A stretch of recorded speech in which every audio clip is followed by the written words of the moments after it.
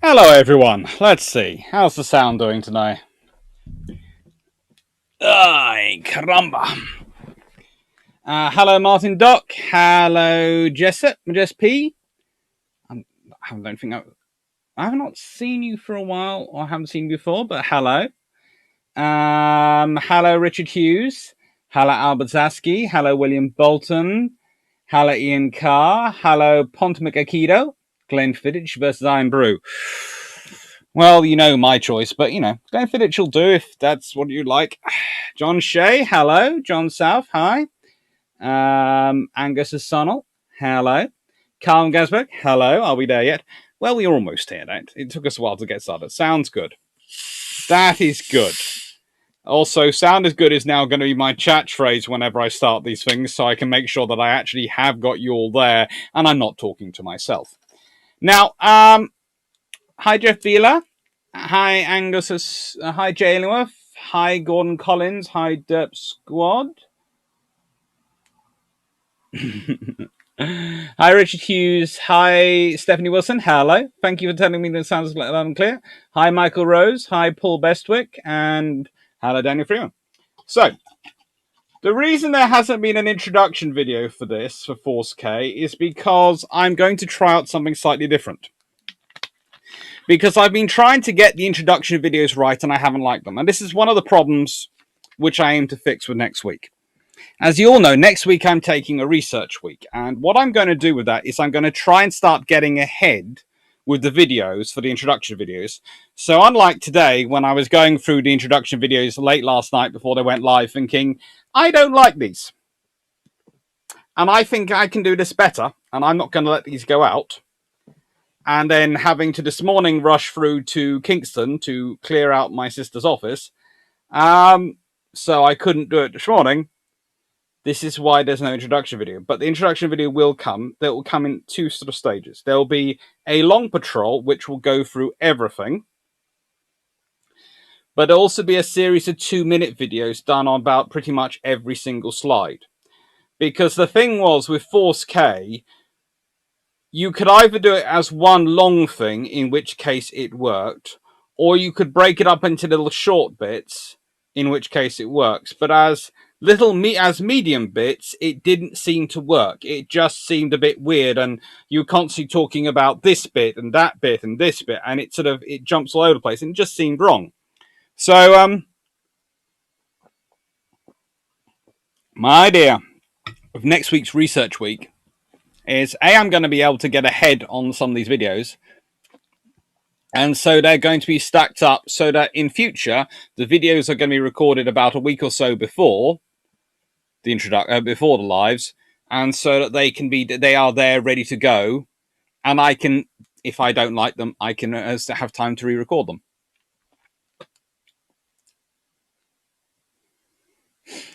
Paul Westwood, good evening. Good evening. Yes. John Shea, well, I've just explained that, White House. DGV40, hello. I don't think I've seen you before. Weeb extraordinaire. Finally managed to catch one live. That is good. That is good. Aviator 1701E, hello. Felix Schoma, I haven't seen you before. Hello. Daniel Freeman, apparently man cannot live on Prosecco alone. Shrug, I was happy to have a go, though. I'm not surprised.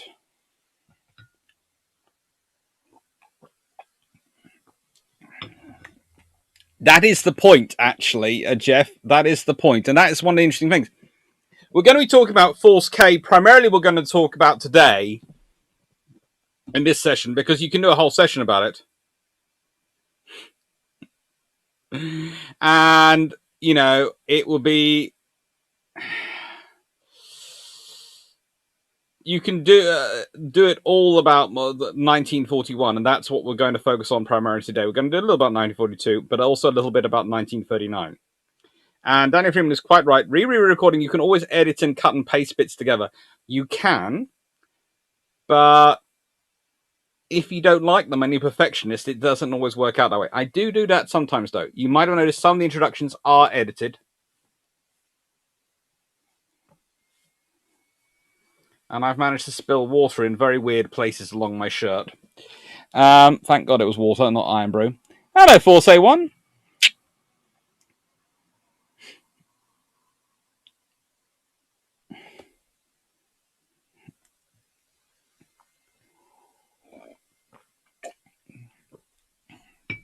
I was asking, contrary to Iron Brew, Glenfiddich is actually a potato in Poland. Maybe we are too much of drunkards. Actually, I have a Polish friend who says he did used to obtain Iron Brew regularly in Poland, but he could attain it best on the black market when it was communist Poland. Since it's become free Poland, it's become far more difficult for him to get Iron Brew, which is he relies on his daughter to bring it over to him when she comes to visit, when she goes backwards and forwards.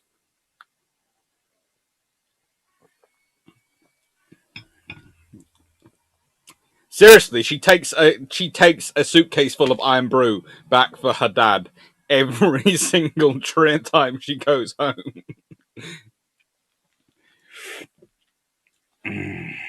Mm-hmm. The term Force K is one that RN like to reuse regularly. Yes, they do. It's a good motto for the Royal Navy. Wow, John South. Albert, you can buy Iron Brew in Tesco in Poland. I lived in Rocklaw for the last 2 years. Oh, cool. That's good. I'm not sure. It's so special for him the journey his daughter takes to bring him back the Iron Brew. I think if I told him that might upset him.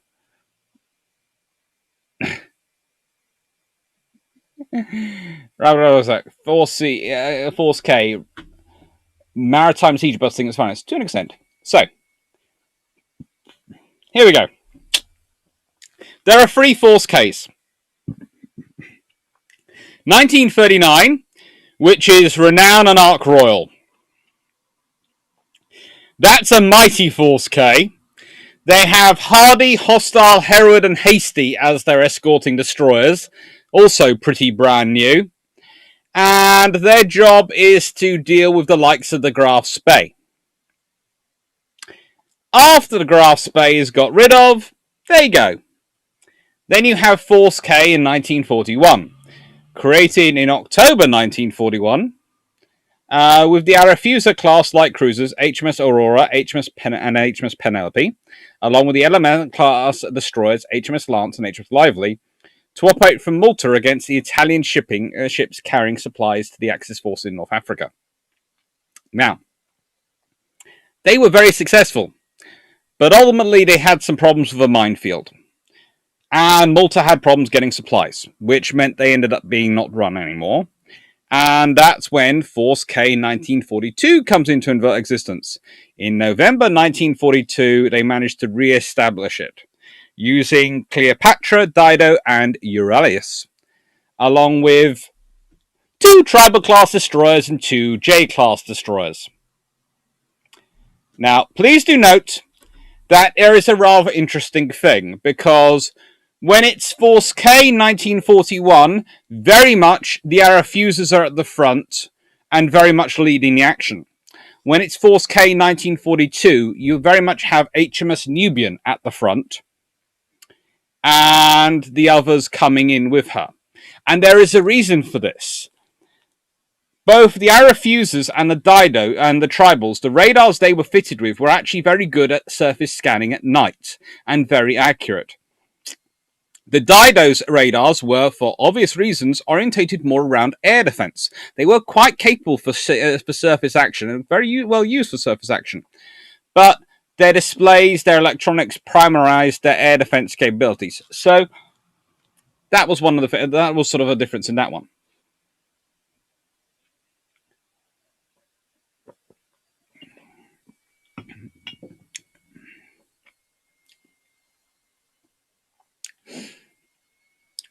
Stephen Cross, Dutch Clark, a quick question.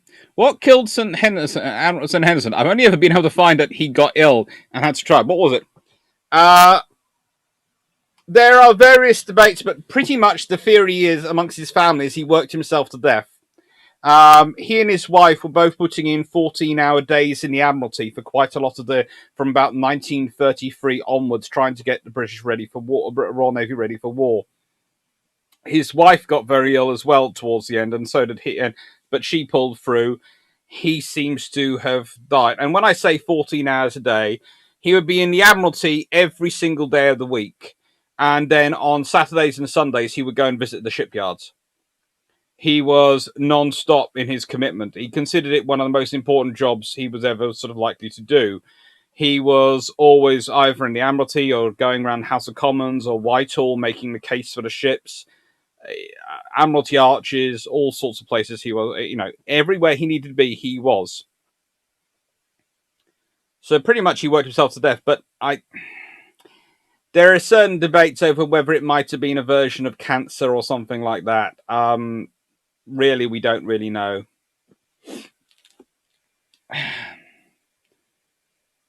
Richard Human, it's pronounced Wrocław in English phonetics. Cool. Rapid Raceback. Who would have thought there were downsides of all the communism? I know. You can't get a good black market in a capitalist system. It's terrible. Dan Freeman, Stephen Klotz, Dr. Clark. We've looked into Henderson's death, and short of finding out where his death was registered and what was written on the certificate, we don't know. Well, as I said, there's theories. There isn't really much there. But Daniel Freeman is a very good medical doctor, and actually he has decided that he's going to try and figure out Henderson's cause of death. He's also looking at a few other admirals at the time going, why did the Royal Navy lose about half a dozen vice admirals in about 6 months prior to World War II? They're kind of a high incidence of death rate. Did I read somewhere Force K-39 was formed prior to the outbreak of war? It was. Stephen Cross. Hi, fair enough. I would guess it was something nasty if he had to retire. It very, very quick onset.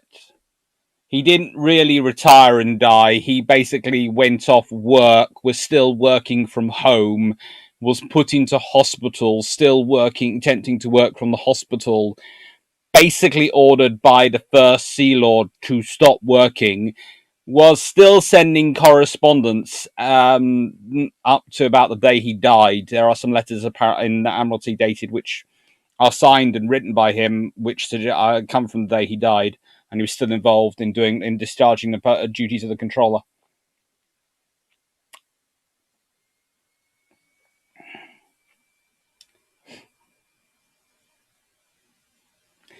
Derp Squad, Dr. Had some issues with minefield issues and went kaboom. Yeah. Thank you, Amber in Poland. There was a decent Polish population in Scotland post World War II, wasn't there? Along with other places like Hammersmith. Yep. Income. Most noteworthy war service of the Arethusa class cruisers. I love the Arethusa class cruisers, and I think they did a lot of noteworthy World War II service. They just get forgotten. But they really are quite cute and well-balanced ships. Hamzaski. John South. Haven't seen any in Tesco around Warsaw, though, well, almost all have have closed before I even knew that something like Amber existed. Oh. That's a shame. Then from Dirt Squad, a significant emotional event occurred and people got to practice something like the help, the ship is on fire order. Well, mainly what happened was a Leander class cruiser showed up and that was less successful at dealing with the issues. Hi, Jerison.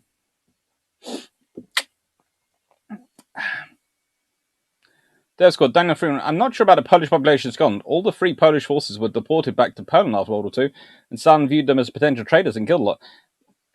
Not all by a long way. We used to have about 2 living in my road who had married local girls, quite a lot who had married British ladies and gents. Stayed and formed a significant. And the Polish Hearth Club in London is still very significant, and there's a large community.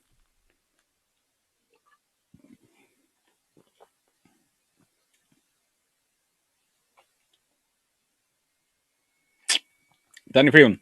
Dr. Clark. Alex, do you know the chieftain of wargaming fame and his phrase when exploring tanks of trying to get out? No. I've watched a little bit of stuff, but I don't know that phrase. Jason, sounds like high blood pressure related stroke or heart attack or something. There are lots of options. Basically, it's not fun. Yes. So, here is Force K's original flagship. HMS Renown. Isn't she cute? She's so cute. And basically, the idea was Force K was some very fast destroyers, a very fast battle cruiser, and a very fast aircraft carrier with enough firepower to really bring the hammer down on anything which caused trouble. Basically, Force K was the original Force H, and it was prepared to bring the hammer down quite hard on anything which got in its way. Ah, that's good. It wasn't all of them. We ended up with quite a lot of staying as well. It may have been pre-World War II when the heavy industry needed workers. Excellent. Ian Carr, Vice Admiral Malta, Admiral Sir Wedden Ford, 1957 to 41, seems quite a character. Ooh, yes, he is. He is. Jeff Biller, I smell Nazi plot. I think it's more a case of the Royal Navy didn't, till World War II, start giving these officers chiefs of staff and second in commands. So, in the nicest way, there is Henderson, who runs the 6 years leading up to World War II, basically solo as Third Sea Lord. Bruce Fraser comes in after him, has an assistant Third Sea Lord, to an extent, assistant controller, and a chief of staff, and has about double the staff officers almost within a month's period. So I think that it's kind of not so much a Nazi plot as the Royal Navy not staffing its staff positions properly and working its senior officers to death. Aviator 1701E. Have you read Vincent P. O'Hara's Struggle for Middle Sea, focusing on the surface-to-surface actions in Mediterranean Model 2? Yes, I have, and I've got it somewhere on the shelves over there. Somewhere. It's very good.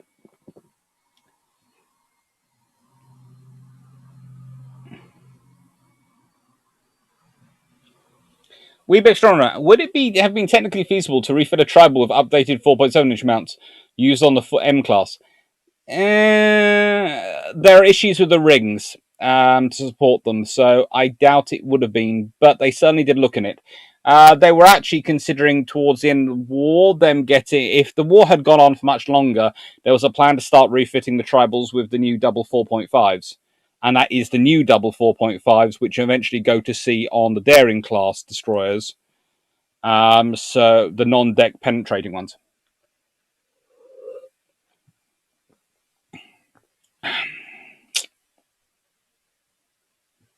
Did Henderson have respiratory problems? No. He was very healthy for an admiral, actually. He was one of the few who was low smoking, low drinking types.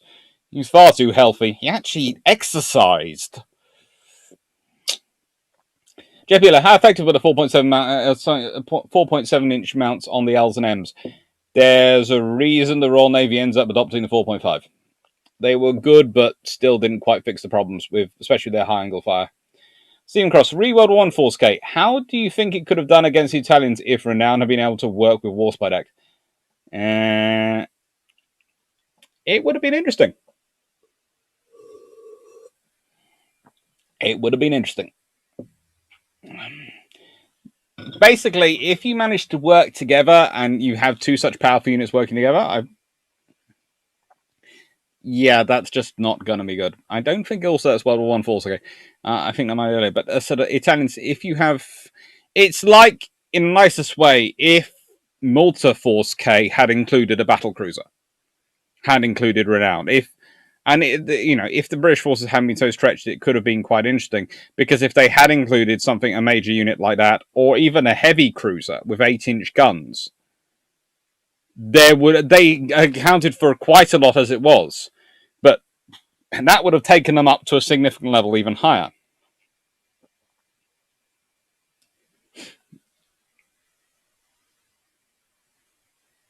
Danny Freeman, I have never thought of H.M.S. Renown as cute. Well, look at her. She is cute. Look at those lines. She's gorgeous. How can you describe that ship as anything less than cute? She's got beautifully clean lines. She's got well-positioned guns. She's absolutely stylish. Yes, she's showing a little bit of her age, and stresses of work, but she looks lovely, and she's just so elegant. She's cute, and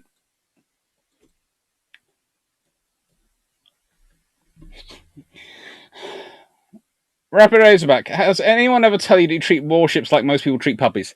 Yes, my editors at Pen and Sword for my book are coming round to this perspective now. They are coming round to that perspective that, as far as I'm concerned, the ships are my little dogs, and I take care of them. I love puppies like my fluffy research assistant. They are under my protection. They might be unruly to everyone else, but they behave for me, and they are perfectly cute and well behaved, and that's fine. Dirt Squad, Martin. Might not have been all, but I've read articles stating that while there was a choice, a lot, especially young single soldiers, were effectively forced to go back. There were certainly issues.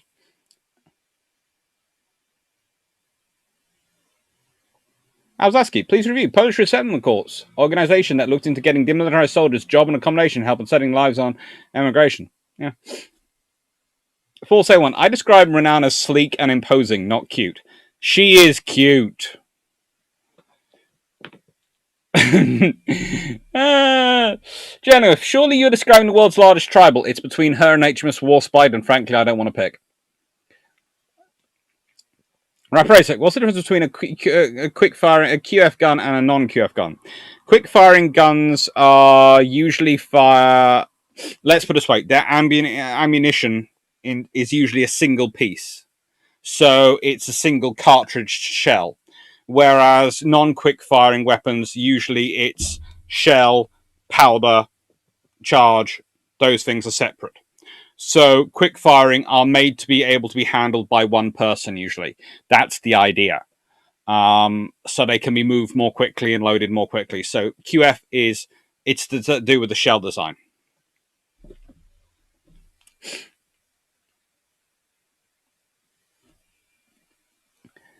Ian Card, there weren't many Aryan tribals left by the end of World War II. No, they were used quite a lot. This is one of the problems. They do keep being used for everything.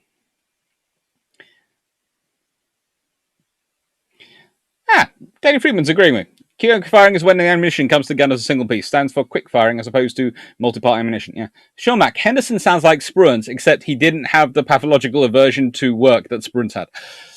Yeah, possibly. Hi, Kilo19. And hi, Sean Mac. Ah, let's see.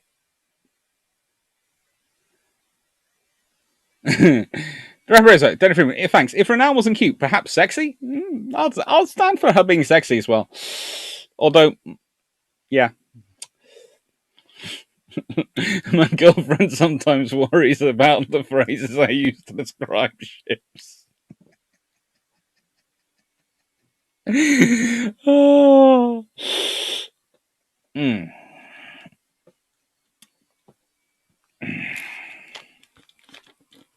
That's Squad. Needs a wide turret for maximum cuteness. Not really. In-car, big omission in refits that Repulse was not updated similar to Renown. She was going to be. But the thing is, Hood was supposed to go in after Renown, and then Repulse was going to be done.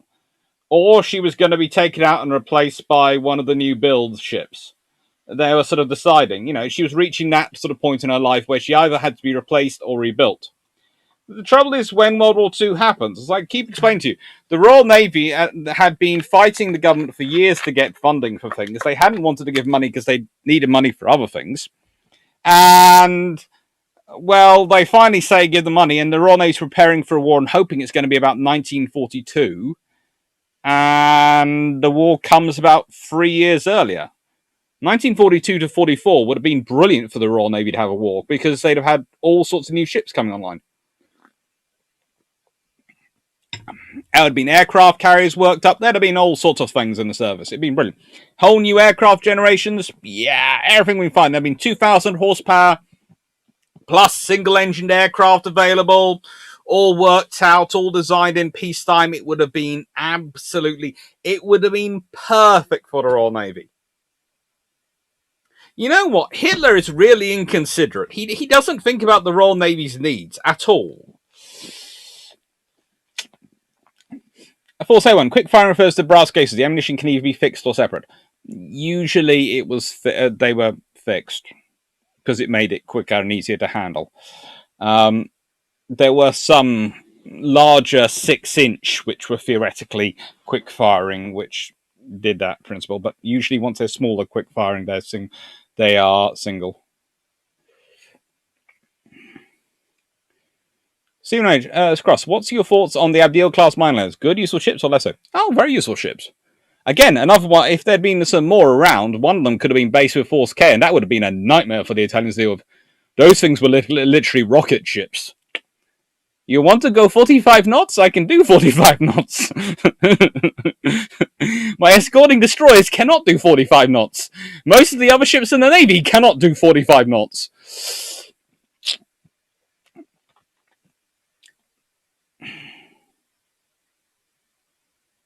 Calvin Gasman, HMS Romney was in one book likened to a Dutch hound. I'm not sure if that's cruel or nice.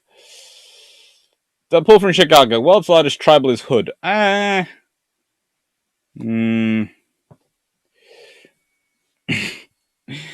thank you. Renown was 794 feet long, whilst Wolfsprite was 645 feet long, and both were around 36,000 tons of displacement. Yeah. So, yeah. But I still wouldn't want to... Jay, would you want to get into an argument between Renown and Warspite over to which one was the biggest tribal? Because I wouldn't like to be standing anywhere near that argument.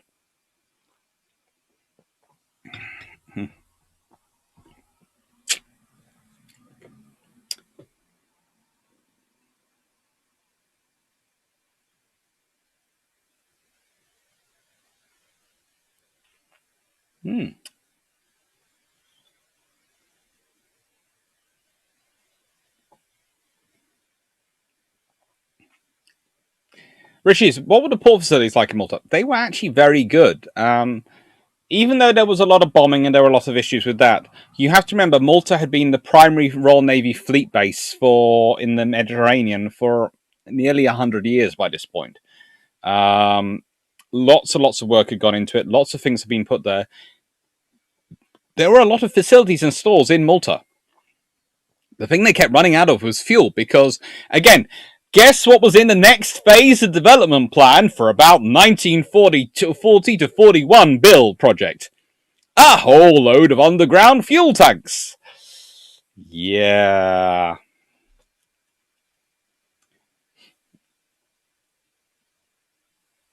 Jeff Beeler, funny how Queen Elizabeth and Valiant do not have the reputation of Warspite and Renown. Why? Luck.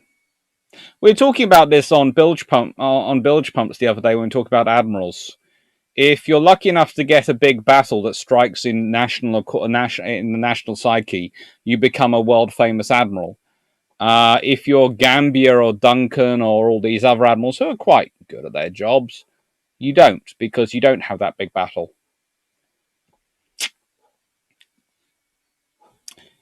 Rapareza, is this before or after Renown goes hunting for a particularly troublesome German battleship? Renown was always hunting for a particularly troublesome German battleship.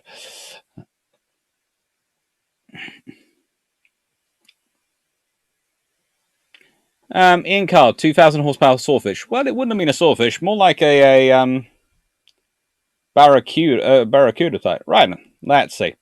So, Force K, what's the most famous action the 1939 iteration is involved in? Well, it's the hunt for the Graf Spee, and it's this interesting contest.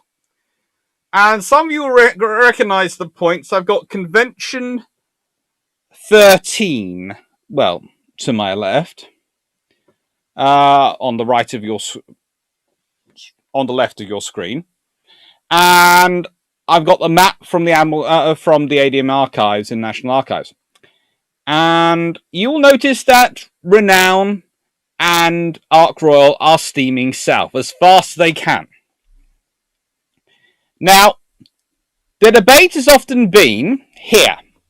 Would it have been a fight between Renown and Graf Spee, which Renown would have won, and would have been an interesting fight, or would Graf Spee have actually ever managed to get out of port? Because if she'd still been afloat when Ark Royal turned up, then the well lit up in the middle of the night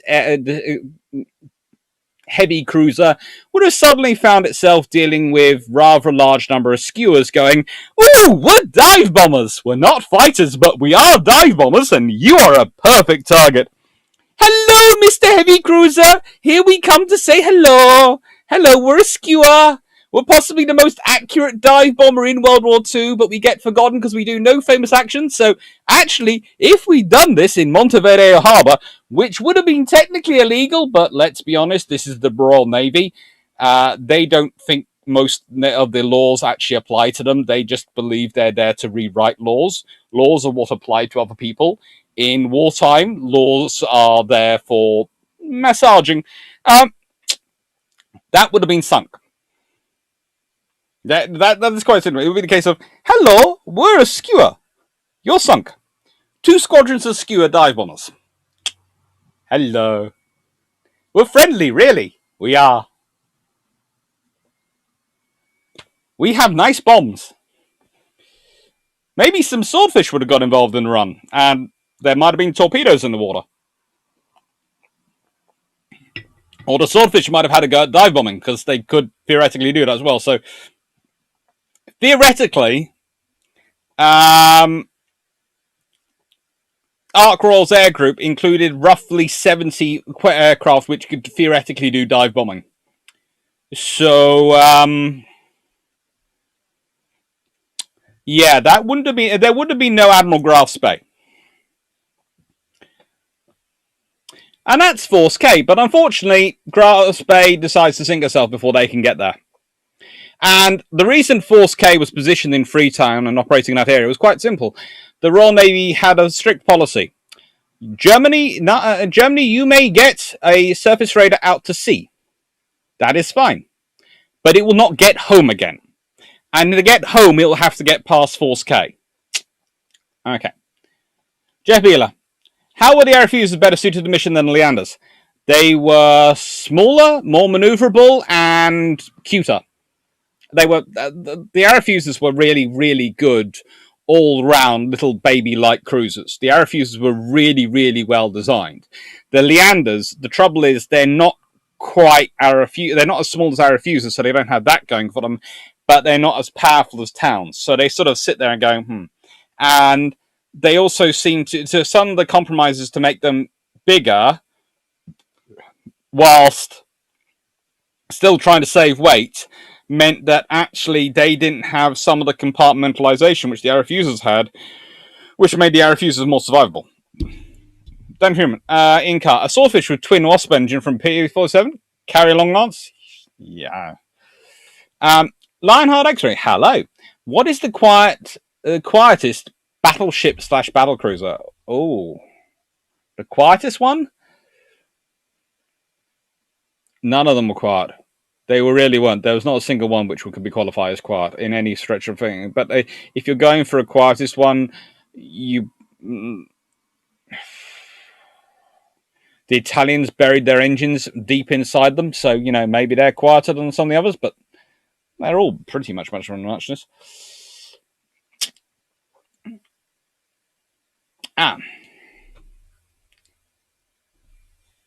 Stephen Cross, Dr. I recall reading somewhere about deals that one of them overtook a group of US warships going full speed during the Suez Crisis, overhauling from behind. True or false? True.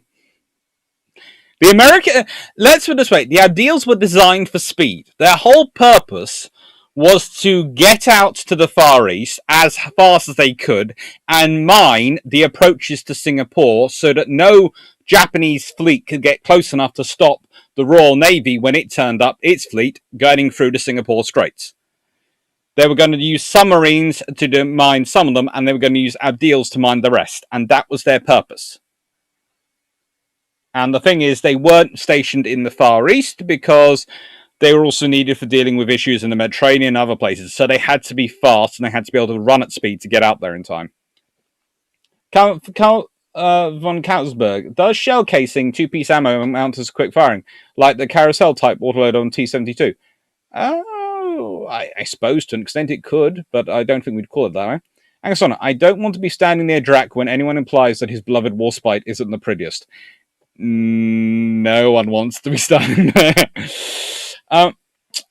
That's good. If you control Gibraltar, Malta, and Alexandria, you control the Mediterranean. Yeah, to an extent. Paul from Chicago. Hood hangs out with the tribals a lot, yes. When she gets blown up, all the tribals get angry. Yes. Hood gets run into the ground like the tribals, and she sinks like most of the tribals. Uh, you are making a strong case, Paul. You are making a strong case for Paul from Chicago. Algaski, yeah, General Kurowski was an upholsterer after the war, for example. Commander Plasky, the one from the Bismarck chase, worked in a sawmill in Canada. There are lots of this type of stories. Paul, that's Clark. How much training and thought did the Iron give to shore bombardment? Armored Carriers had an interesting video where a pilot describes RN firing sap at shore targets. They gave a lot of thought and training to shore bombardment, but the trouble is, there's a difference between doing that and also getting ammunition and all the logistics through. You do a lot of preparing and training for it in the interwar period and a lot of thought about it. But in the middle of war, you have to pick to produce shells, and are you going to produce armored shells or non-armored shells? Armor-piercing shells. And if you produce armor-piercing shells and they're fired from 15-inch gun, they are still going to do a lot of damage when they hit land. Whereas if you fire those non-armor piercing shells, just high explosive versus a ship target and a 15-inch, it's kind of a waste. In Carl, resupply biodeals was one of the main reasons why Malta was able to survive through to 1942. Yep. And it was because the resupply was so important that they weren't attached to the Force K. Although occasionally, Derp Squad, I'm not going to read that out because you're mentioning the Blackburn again, and you and I both know that's not a good place for anybody who goes down that route. Force A1. Malta had a 56-foot long, 40,000-ton floating dock, AFD-8. A new 240-foot center section was added in August 1925, increasing length to 980 foot and capacity to 65,000 tons. Yeah. Malta was quite well supported. Paul, Dr. Clark, didn't Admiral Genesol command Iron ships during the hunt for Grasse? He had, theoretically, a force under him. He did, theoretically. They were in his area of operations. The RN weren't exactly that happy with him.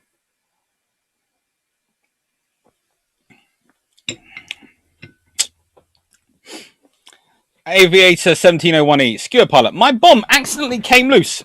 Just happened to land on the spike. Yeah. Dirt Squad, technically illegal is the best kind of technicality. Different. Reskewers in Monteverde Harbour. The Iron doesn't believe in other people's laws. They are bound by the King's article. Yeah. On the basis it's good enough for Nelson, is good enough for you, matey. Don't think so. Afternoon, Doctor. Still can't wrap my head around a swordfish dive bombing. Well, let's have a look at them to say it is. So, there you go. These are the swordfish. And that's actually an HMS Ark Royal, and this is taken in 1939. So, this is a very appropriate picture for this. And she's a beautiful ship. Very nice, sort of slab-sided, but quite well armed. Quite well armored. She's not quite armored as an armored carrier would be, but she's still armored quite significantly for carriers on construction at the time. She's very survivable, and she is the Royal Navy strike carrier. Now, in the nicest way, you do not have the Royal Navy's premier strike carrier absolutely putting pedal to the metal everything she's got all the way down to Montevideo to have her sit off the outside the harbour as some sort of, I don't know, showpiece. Because you don't need it. For a blockade, you do not need an aircraft carrier down there. Especially not one as big as that. You can find Eagle or Hermes. Or Argus. They'll all do. You do not need Ark Royal for that role. No, Ark Royal is coming because they are going to use her. If they find Grass Bay still in harbour, Grass Bay won't exist after she's finished. In Car, German cruiser Königsberg was sunk by the skewer diver. Yes. Unfortunately, Königsberg was not as famous as the Grass Bay, so sinking her doesn't count. And Dirt Squad, Dr. Clark, sounds like the philosophy behind the Great Wall of China. You might get in, but you won't get out, and once captured, everything you carry belongs to the state. But from Chicago, was HMS Adventure supposed to operate in North Sea or off Japan?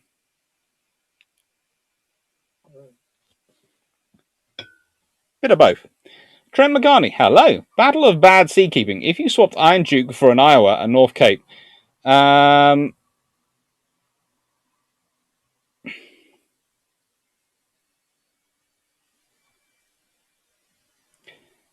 McCartney, I think you mean Duke of York.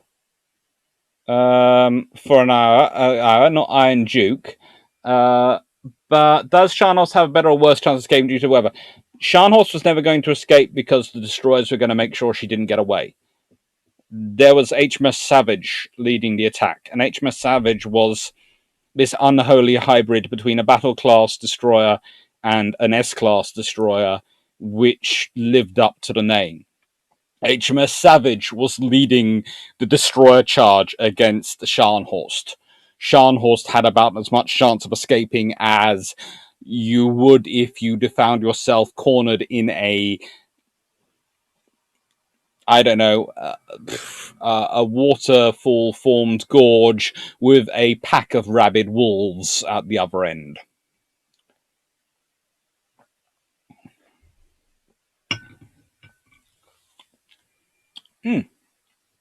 Shumac, required as battleship. While not necessarily quite the R class that did the stealth bomb, it was pretty stealthy. But actually, if you replaced Iowa with Duke of York with Iowa, I'd say Scharnhorst still doesn't get away. I'd say it could be an interesting fight. It would be interesting, but they both still have the massive advantage of being able to do night fighting. And Scharnhorst, remember, has lost her radar. Her radar was taken out by probably HMS Belfast in an earlier engagement that day. So she has no radars. She doesn't know what's doing. So you are closing into point blank range and you are going to blast her to smithereens. It's basically the Battle of Cape Matapan, but against a light battleship rather than some heavy cruisers. Derp Squad, anyone who now looks up Blackburn, you're welcome. Don't do it, everyone. You'll hurt your eyes.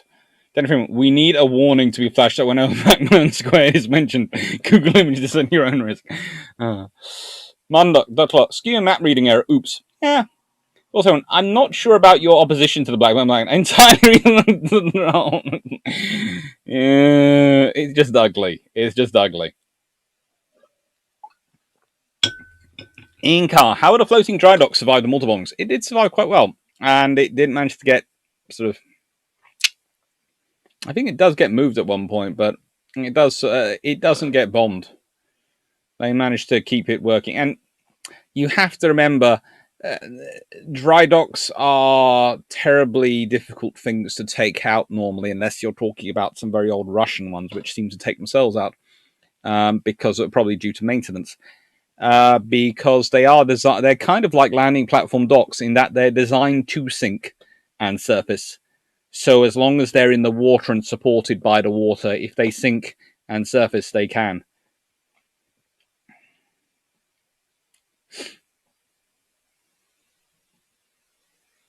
Force A1, AFD Day 8 didn't survive multiple bombings. I thought it did. I seem to remember people still were using it later in the war, so it might well have been damaged, but they seem to have still been making use of it. Dev Squad, Force A1, being the ugliest aircraft ever is not a reasonable role to design an aircraft. I love the Arcro. Whenever I play in the war in the Pacific, I always curse her DC officers. Yeah, lots of people can curse her damage control officers. So that's awesome. Thank you, Doctor. We'll need to find vids for a visual. Just about done my 10-minute lunch. Always a pleasure. Take care and best all. Take care, Stafford. One Gazman, I found the French BB Masura passable, the Blackman interesting, and von der Bogen poetry. Tim McCann, don't worry, I figured it out. Don't worry. This happens. And Iron Duke would have been an interesting one there if she'd been in her original form and updated. Inca, Arkarol probably would have been warned off by Renown, a la Bismarck, saying, I want first go Grasby. If she's out at the sea, then Renown, by all means, has first go. But if she's still in harbour, that's Ark Royal's job. Because remember, Ark Royal is pretty much built with the idea the Royal Navy has of, if enemy fleet is in harbour, take them out in harbour.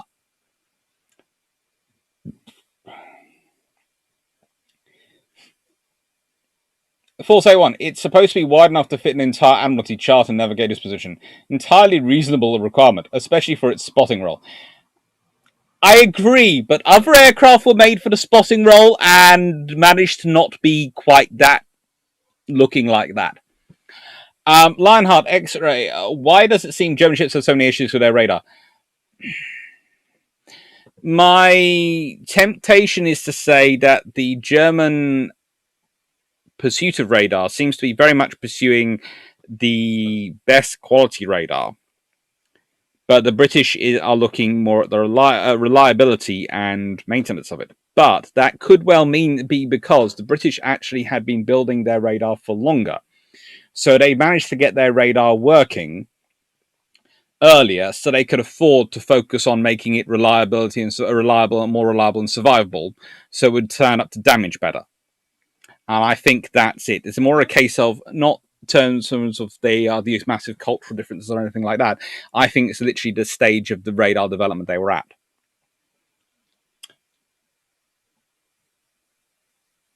Jeff Hiller, false. In 2009, Vitarara wrote that the destruction of the Duisburg Beta convoy was one of the most brilliant British naval surface victories of the war. We're going to get to that in part 2, which is just here. So I'll leave that till then. Dirt Squad. That's Clark. Ours radar would probably be able to keep in a position on Scharnhorst through the weather, regardless of the destroyers. Also, I was able to use its radar to direct main gunfire. Yeah, which also Duke of York was able to. And that's what they did. They achieved first round hits pretty much on her. Scharnhorst was not having a fun time versus the Duke of York. Carl Gungasman. I'm on the phone, have to drive, but a car. So have to mention Adriatic without weaving into topic. Sorry. Don't worry. Richie, looking at the Blackburn is a significant emotional event. Yeah, I'd agree. Shumack, the Iron's advanced radars have a service issues, atmospheric interference problem. Yeah, they did. Death Squad, Death Luck. I heard that part of the Russian submarine fleet recently lost the fight against the floating dry dock. Yeah. Yeah. Jerison, never forget that HMS Valiant nearly broke her back when the dry dock snapped in half. Yes, when floating dry docks do go, as Force A1 pointed out, if the 23 collapse of HMS Valiant decided, they do cause a big problems. Turning 3434, looking at the Blackburn cured my depression. Oh no, it didn't. Seagrass, if you want naval eyesore, look for the French battleship Hush. No, don't. Samson, take care all. Make sure you leave a like. Thank you. Oh, and I found something interesting the other day, and I'm now remembering this because I've been told to. There is a little button down there, down this side, next to subscribe, which has a little bell. If you press it, it tells you when I have a live. Daniel Freeman, Blackburn squared. Other non-gorgeous aircraft that seem to rely on being so ugly the ground rejects them include the short Seamew. Oh, why did you have to mention the short Seamew? Jebula, interesting. Lance and Lively were 4-inch flak boats, not 4.7-inch gunboats. You realize they'd be more useful in the Med than chasing Bismarck? Quite a lot of people. They're actually good at that one. I was asking. Search and found Blackburn R1 Blackburn pictures. No, I'm not saying that. Oh god, no. I'm not saying that either. Force A1. Sure, Mac. The German radar issues are due to the world not being ready for German Uber radar to place on German Uber to place it. No. German radar was just at the wrong point in its development cycle to be used properly. Generally, we must remember the R invented the game Grand Theft Naval back in the 18th century, and simple law wouldn't carry much weight. The enemy is that way, kill it. To be fair, they didn't invent it in the 18th century. They pretty much just adapted it in the 18th century. They had it going quite well in the 17th century, and it had started really properly in the 16th century. In fact, if you consider quite a lot of the first voyages, which a lot of the well-known Elizabethan naval officers were continuing the practice which the Dutch had started and other nations had, of taking enemy ships to build up your own fleet.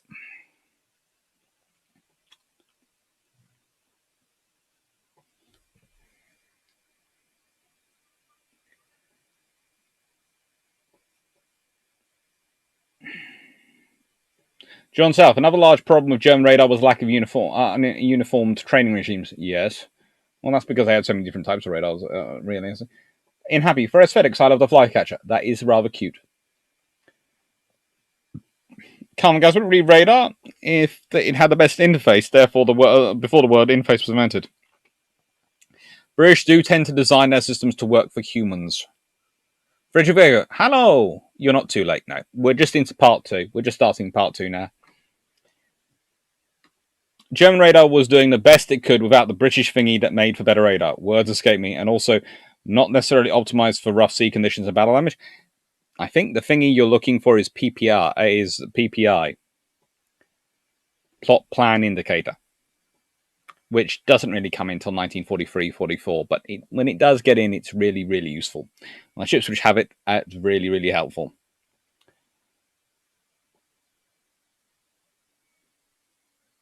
Death Squad, I looked at Hosh. I'm still going to write my book when Hotos go to war, the story of French pre-dreadnoughts. I look forward to reading it.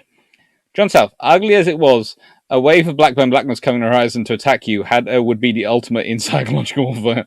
Maybe a war crime.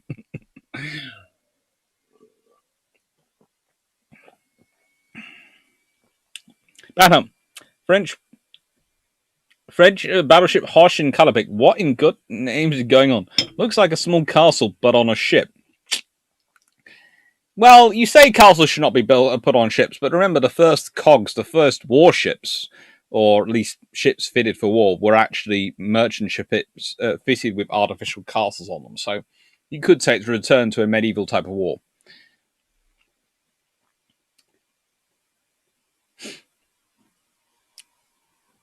Being more inflexible is an interesting line. PPI is a display. The British thingy may be a reference to the cavity magnetron, which made S and X band radars possible. That was also part of it, yeah.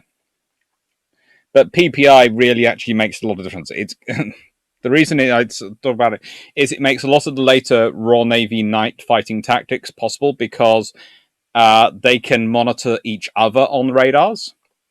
And people sort of always think about radars in terms of their engagement of the enemy. But when you've got things like the fighting tent flotilla in the channel, clearing the channel, they'd operate line abreast. And they could do this and maintain position because with their indicators, they could watch all the other ships in line and keep themselves at their distance and make sure they kept at that distance apart. So it worked really well without them having to have lights on or anything like that. So normally in night operations, they had to go line astern prior to that because that allowed them to keep sight. So when we're talking about night operations, the Royal Navy will tend to be moving in line astern. Once you have PPI, which does sound like I'm selling something, but I'm not, you can go to line abreast. And this makes a very big difference in tactics. So it's really actually a very big thing.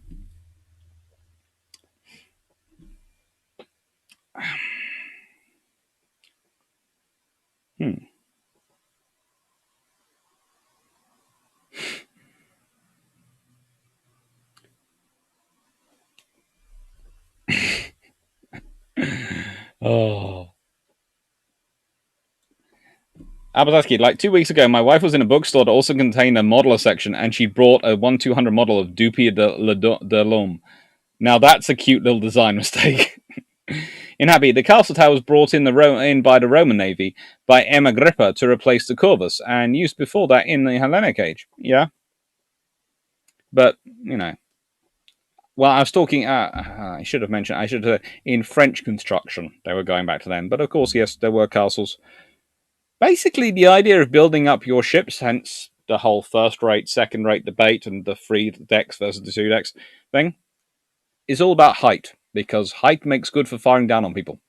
So, Force K 1941. Comprised of the Arethusa class light cruisers HMS Aurora and HMS Penelope, along with the LMN class destroyers HMS Lance and HMS Lively, under command of Captain William Gladstone Agnew of the Aurora. Yes, as far as I know, he was related to that Gladstone. I'm not quite sure of how the relationship goes, but there is a relationship somewhere. Force K was tasked with disrupting as much as possible the Axis maritime supply routes of North Africa. So basically, their targets are the German Afrika Corps and the Italian 10th and 5th Armies. Now, I get fed up with people who spend their whole time talking about disrupting the Afrika Corps. The 10th and the 5th Armies are major formations and just as important in the battle for North Africa. Up to the creation of Force K in 1941, most of the successful attacks on Axis shipping in the Mediterranean Sea have been carried out by the Royal Navy submarines and Fleet Air Arm RAF operations, again from Malta. There was a problem, though, as these attacks were attritional rather than disruptive. Now, what do I mean by attritional versus disruptive? Well, in an attritional war, you keep taking small little bites from your opponent. Each individual attack doesn't really cost them much. It takes out a single ship, or it takes out a single this or that, but it adds up cumulatively over time. If you're doing a disruptive attack, you're basically going boom. You take out a whole section. Instead of taking out one finger and then another finger, you take out 4 fingers. So there's left of a thumb. And that's suddenly a big loss, because one finger, I've still got 80% of my force left. Oh, still got 60% left. But if I lose that in one go, that's suddenly scary. And that's what the surface fleets are, because they can do it. And one of the interesting things is this is parallel to this day, because if we consider the costs of missiles, the costs of various systems which can be used to attack ships to this day, the fact is they're very expensive to start taking out merchant targets. And when you consider the compartmentalization of a container ship, which is basically entirely made up of self-contained compartments, that could cause a lot of issues from the point of view of taking it out with missiles. You could probably do it. Well, you certainly could do it. But it's not going to be easy or cheap. Whereas you could probably do it far cheaper and far quicker with the phrase 4-5 engage.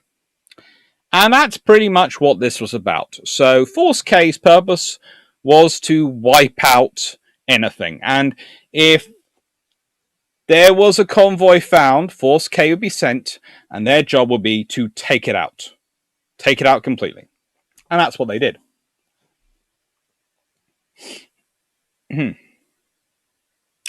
Abadaski, but in all seriousness, I'm a great fan of Felix F2 flying boats and Dazzle Camo. We all are. They are gorgeous. That's good. That's good. I think the Blackburn has become your channel's meme vehicle, like Drac and Warsprite and Jingles has the Tog.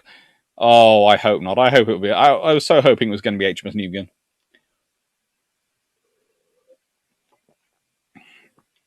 Income. Captain Angus Nicholl of HMS Penelope appears senior to Agnew. He went on to command HMS Duke of York. Yes, but Agnew was made Commodore for this. Made sort of acting Commodore and put in charge of Force K. Agnew does appear to be the leader and the senior officer for it. It is kind of an interesting one. You would expect Nicholl to technically be put in charge, but Cunningham picks Agnew. And Nicholl doesn't object to it because Agnew is... How do I put this? I've got his record up in front of me.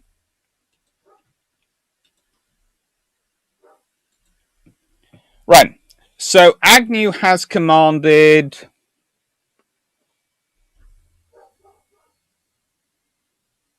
sloops, seaplane carriers, a mail ship, all sorts of things. And would go on to command HMS Dido and be the first captain of HMS Vanguard.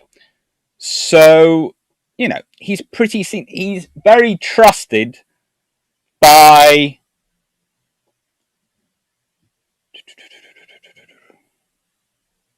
Yeah, he is very trusted by Cunningham and has served with Cunningham on other previous occasions, from what I understand it. So basically, he is trusted as an aggressive, hard-pushing officer, whereas Nichols is probably more a peacetime, excellent cruiser commander. So I have a feeling this is why they find themselves in the roles they do. And this is the Arethusa class. This is HMS Aurora. This is what is used. And my gum, is she beautiful.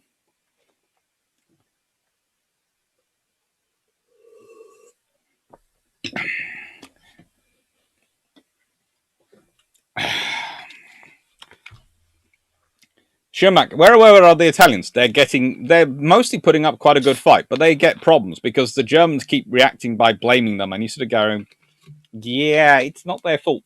They don't have radar, and the British are attacking them at night.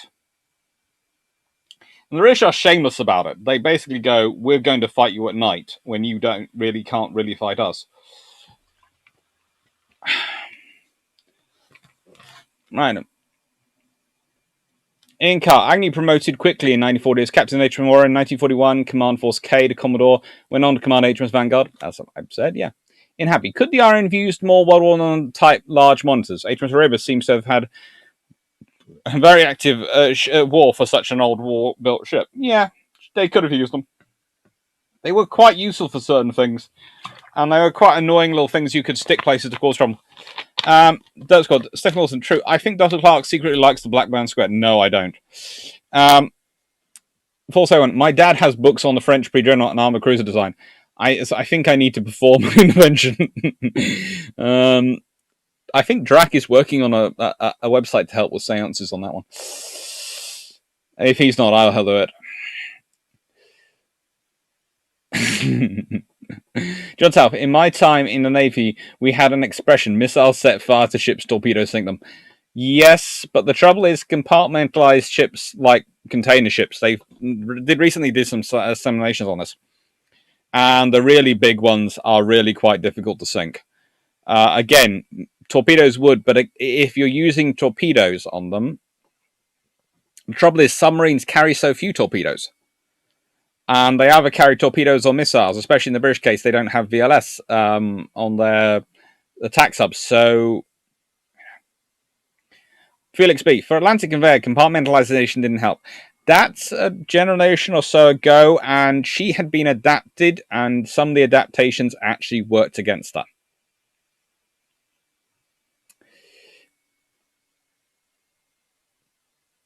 Lanhard X-ray. I think HMS Eskimo is Dr. Clark's signature ship. Well, you know, if you lose your bow, you just advance stern first. You don't retreat. Jeff Beeler. Agnew seems to have been a talented gunnery specialist. He was very good also with radar.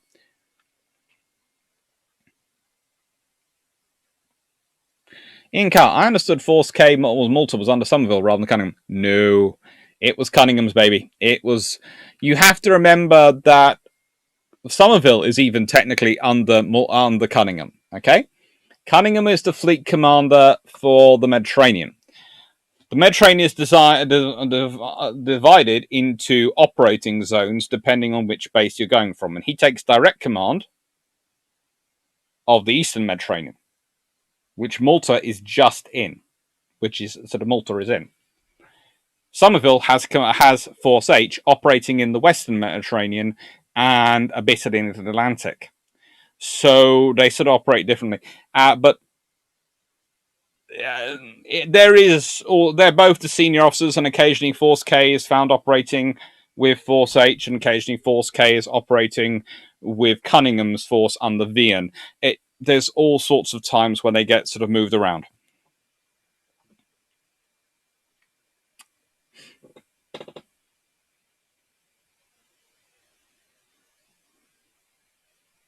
Angson, was HMS Refuser top heavy? No, actually, they were actually very well balanced little ships. They can look slightly cluttered in their war form because they get so many things added onto them, but they take it and bear it quite well, and they still maintain very good seas keeping. Let's expand her. This is Aurora. They are lovely looking ships. This is Aurora at Liverpool. Later in the war. Dirt Squad, First Class War. If you get into fair fight, you're doing it wrong. Yes. In car, Arnold sounded Albacore torpedo planes ashore in Malta. That they did, and they were used quite well. Austin Harmon, retreat? Never. The stern is just an auxiliary bow. Yes. And the thing I find about the Arethusa class is they get in so many fights, and because they're sort of this cruiser which sort of straddles the destroyer cruiser divide, they really do quite a cool job.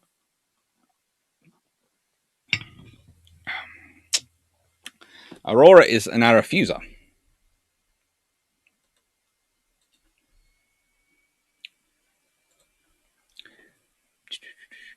There we go.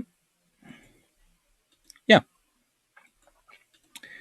They're both Aurora and Penelope, which were the two cruisers that started out.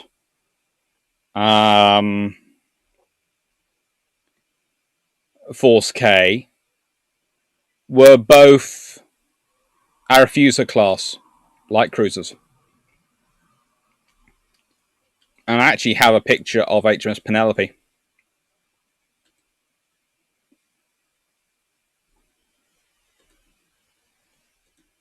Which I will bring up.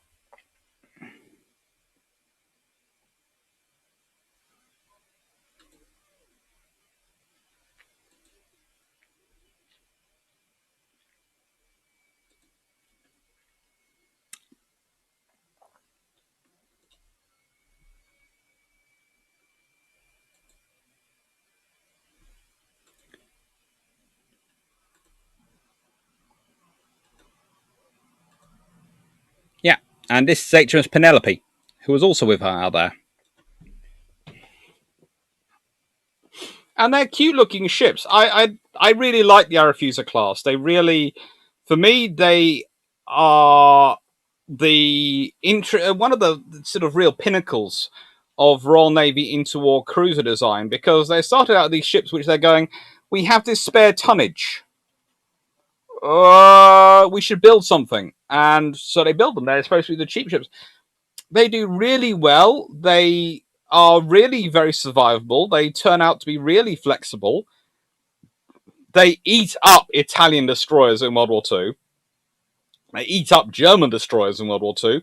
Basically, anything they can fight, they are sent to fight. They fight. And you sit there and go, you weren't supposed to do this. You were supposed to be the thing which was going to be secondary and all the sort of things. No, they do a really good job. A really, really good job.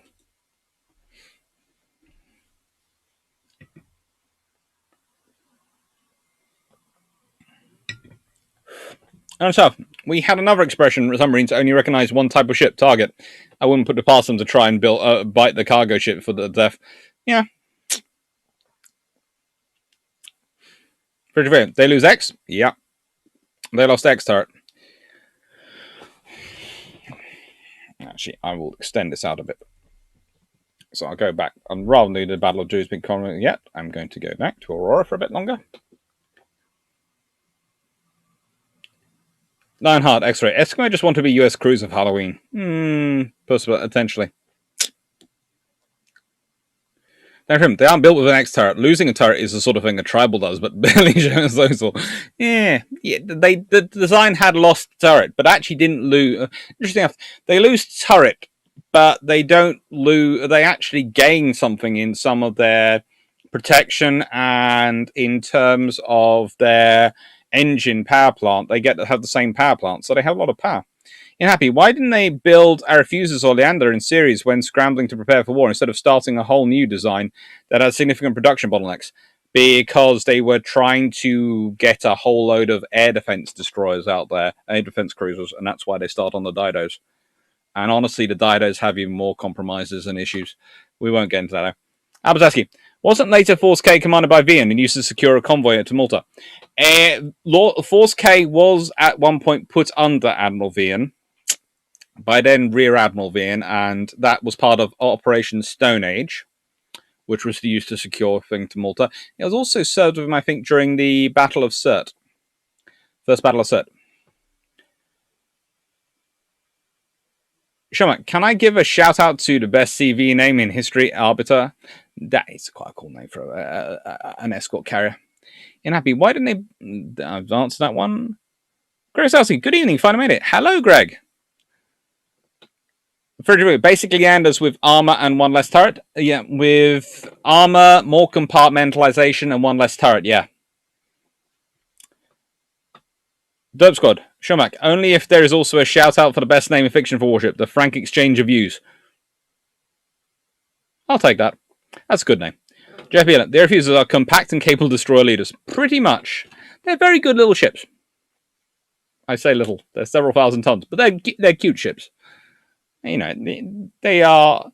I get a lot of stick in sometimes in conferences for people who basically spend their time slamming the air refusers, and I go, no, you can't do that, and I argue back because they are good ships.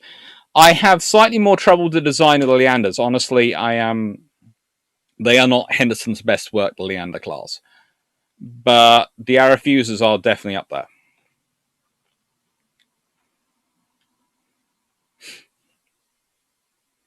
Ian Carr, important historical name Navy ship names not presently used. Refuser, Galatea, Aurora, Penelope.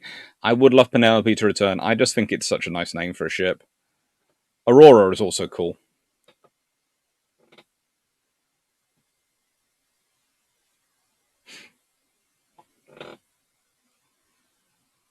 Jay and Lewis, the refusers were approximately the same size as the Didos, but somewhat better armed and laid out with bigger guns.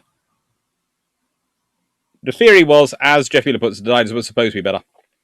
Danny Freeman, what I want to know is why the RM built the Guardsy Dino and just more, or even better, more town class. The Crown colonies are basically stripped down towns designed for war production. And I think the Didos are a realization you've got an air war coming and you don't know how you're going to deal with it. Boresok, Arifus and Tribal class are approaching a design point from different directions. Pretty much. Pretty right. Tribal extra turret gets chucked off the deck to go faster.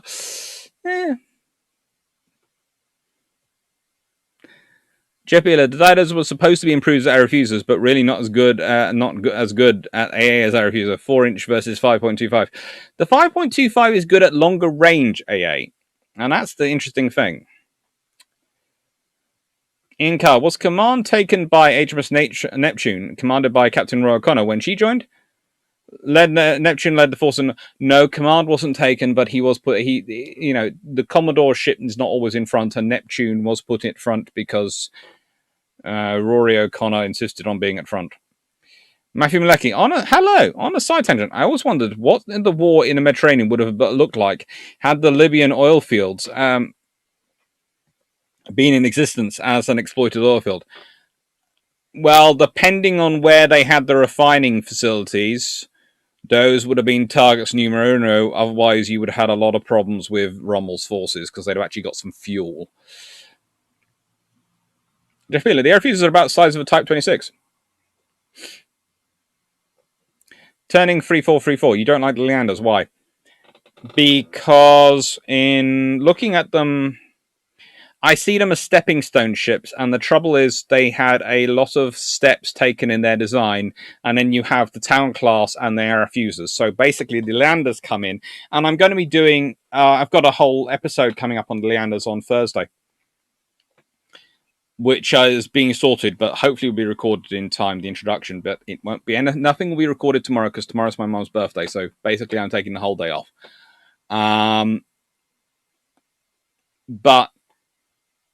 And tonight we have a pre-birthday Chinese and all sorts of things at 8:30. So that's my cap tonight is 8:30 because of the pre-birthday Chinese takeaway. But Leander class I do like, but I think there's a lot of problems with them, and therefore I prefer the Aurora. I prefer the air refusers, and I prefer the towns. And then you've got the Crown colonies, which are the towns stripped down for war build. And you've got the Didos, which are supposed to be these improved air refusers with this 5.25 inch. And you sit there and go, well, your engines work, but they've crammed so much to get all the turrets in you. They made you top heavy and all sorts of weird things. Danny Freeman, that's Clark. The Leanders were the first light cruisers designed for the RN for over 10 years, weren't they? The first since the E-Class, pretty much. And that's basically the root of all your problems. They had a 10-year gap in light cruiser production, and they try and build these light cruisers, and they don't have anything really recent to base it on. Very real. What went wrong with the 5.25, and why did the RN have an aversion to 5-inch but use 4.7 for 4.5 and 5.25? I have no idea. There's all sorts of different combinations and discussions going on. Basically, the 5.25, they would have loved to have an air defense version of the 6-inch that could do rapid firing, but they couldn't. So they kept working down until they had a 5.25, which was more powerful than anything any destroyer covered, so it'd still be a cruiser gun, but it would be fast enough and long range enough for heavy AA. And they then work on it just gets into complicated reasons. John South, for some reason, when I was playing a naval game, I wasn't allowed to name my ship after legendary RN gunboat HMS Cockchafer. That's just sad. Danny Freeman, Death Squad. Yes, sometimes something to be a big step, be a step forward for the Edinburgh Belfast generation of towns.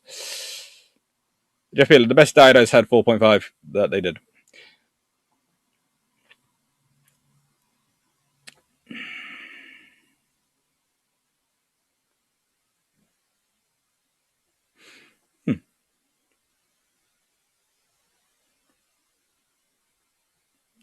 Aaron von Kasman, Aria refuses. Aria needed that many cruisers for presence and the commerce was given total challenge. Exactly.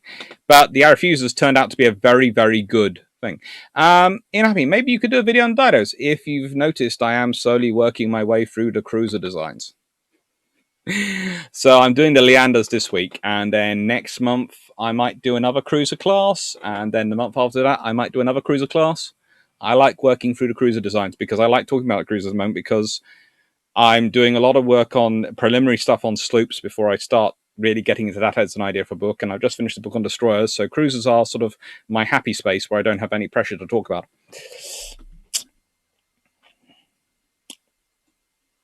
Right. So, the Battle of Duisburg Convoy. Basically, the poor Italians get smacked. And the results are 40,000 tons or 39,800 long tons of mostly Italian Axis shipping get sunk in one engagement over the 8th, 9th of November. And this happens quite simply because the Italians have a distant covering force and they have a local escort force. So they have both there. The local escort force is, of course, on both sides of the convoy. Using radar, the Royal Navy Force K get in nice and close and start firing. The cruisers take out the escorting destroyers, and the destroyers and their cruisers' secondary armament concentrate on the merchant ships. By the time they realize they're not under air attack, they're under surface attack, the escorting destroyers on the other side of the convoy come round to try and fight, but they get taken out because they don't realize who's firing because they're not sure because they don't have radar. The Italians don't have radar. One of the great German critiques is, oh, the Italians weren't good at night fighting. The Italians didn't know how to do night fighting. Well, the Italians were fine with night fighting in the level of World War I. Night fighting in World War II, where you have radar and you do all these things, they don't have at this point.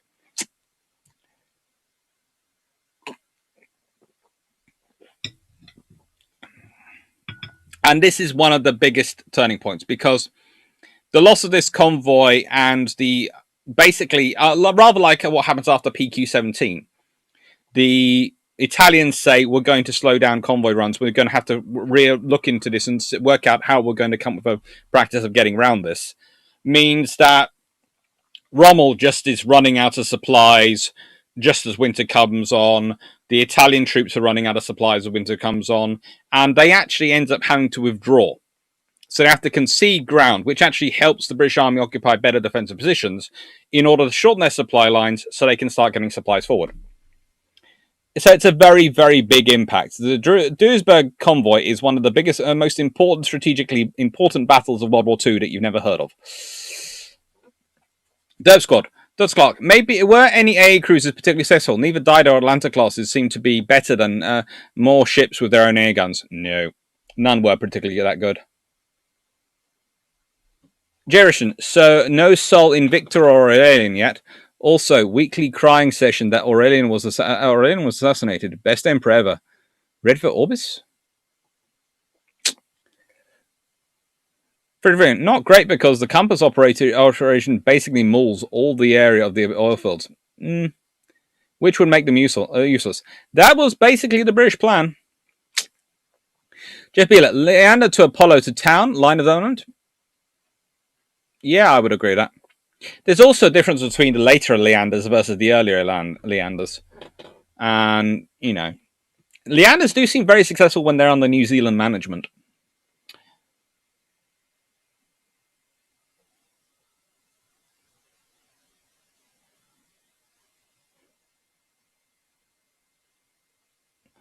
Okay.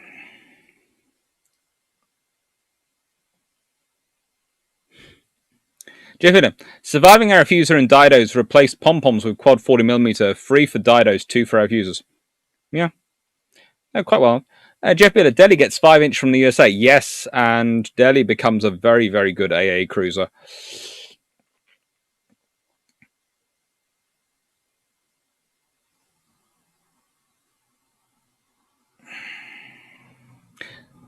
The Germans complain a lot, but they could have given them radar.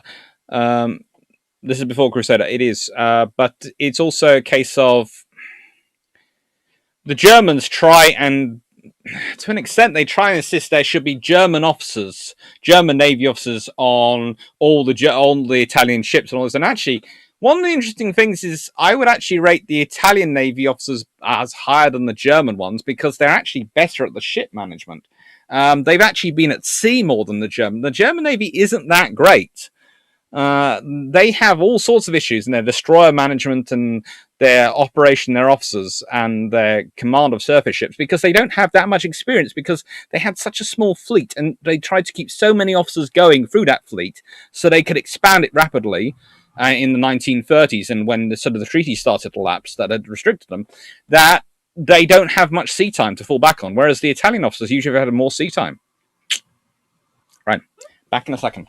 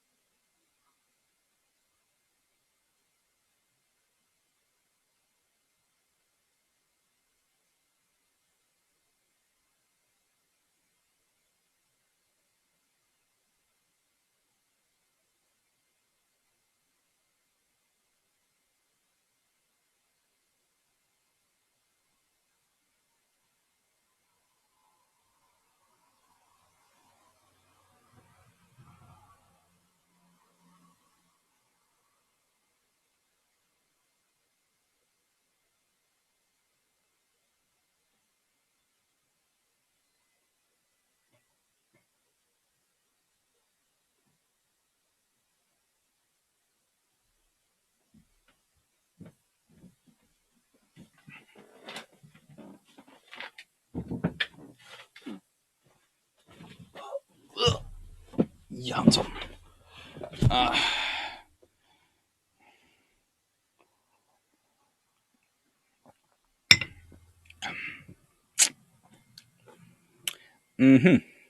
Right.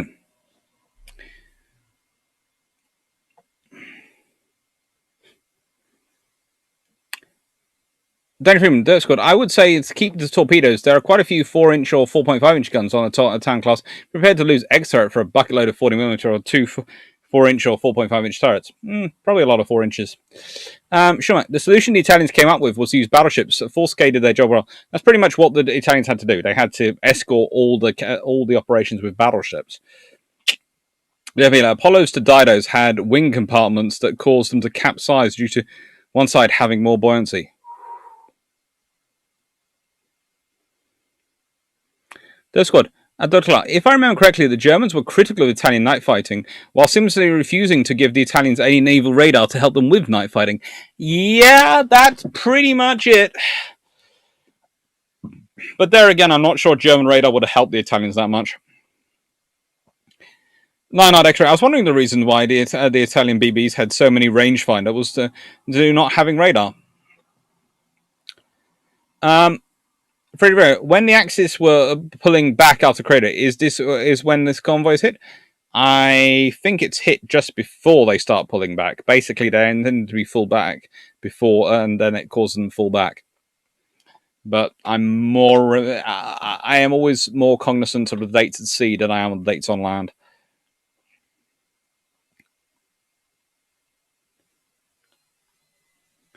John South, they inherited the plot armor of HMS New Zealand from World War I. Perhaps they did. Calvin Gavin, re-night fighting World War One. On the Adriatic, in ASW and DD actions, it sometimes meant smelling the enemy, literally. Most A-to-A ships were coal-firing, but submarines also left a distinct petrol smell. Makes perfect sense. As for says, Lionheart X-Ray, Italians also never sent their battleship alone like the Germans would do. Yes, their battleships always had an escort group with them. Concentrations, what year was this? It was 1941.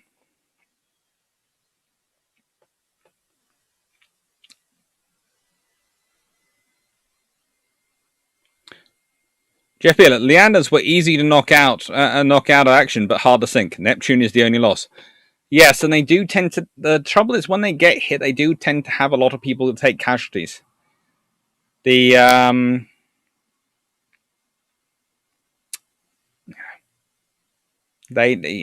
had issues, and don't remember their line out. That's right. The Germans only sent their BBs out alone because they had nothing to send with them.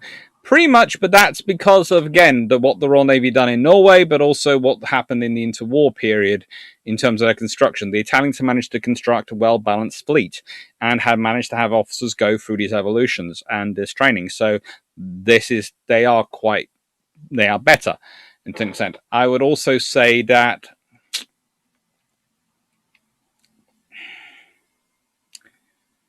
the Germans do try to have forces, but they never really do put together what I would call a comprehensive task force like the Italians managed to do. And this is even in the beginning of the war when they do have force structures that could enable this in theory. The closest you have is sort of the Norway campaign, but then they have all the ships sailing in almost different task groups and separated and in different this, that, and the other, that it doesn't really form a coherent force, which is why HMS Renown is able to beat off Scharnhorst and Nightingale solo. Because basically they're going, we have a mad battlecruiser coming at us. And she's going, you sunk one of my destroyers. I will get revenge. I will have vengeance on ye. You sunk one of my destroyers. You sunk Glowworm. She was just my little G-class destroyer. I will have vengeance. Scharnhorst and Nightingale are going, it wasn't us. It was us, but she doesn't know that. It wasn't us. It wasn't us. We're going to leave now. We're gone. We're not here. This is your sea. We're sorry, HMS Renown. No. Just keep her away. Run.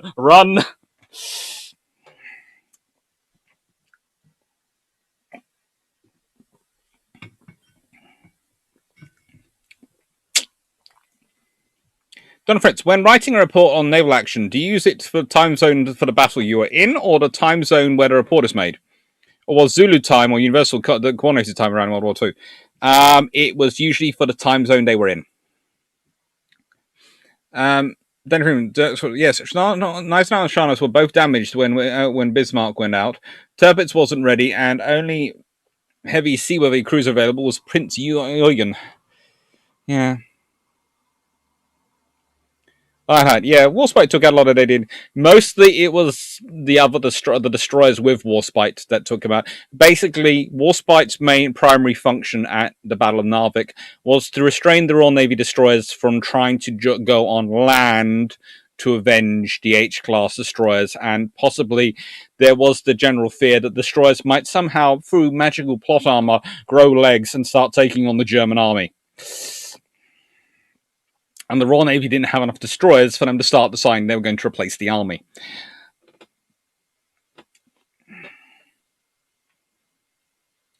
Aviator 1701E. Wasn't HMS Sydney also Leander that was lost? Yeah, I think she was a sort of improved Leander. Derp Squad, don't forget. See, the light cruisers were at risk of breaking their keel in an average North Sea swell. Yeah, some of them were. It's almost as the Italians are very competent and very competent more than the Germans. The problem is that the British are even more competent, more aggressive, and have more ships. Don't always have more ships, but they have more ships overall, and the ships they do send out are usually fairly good ones.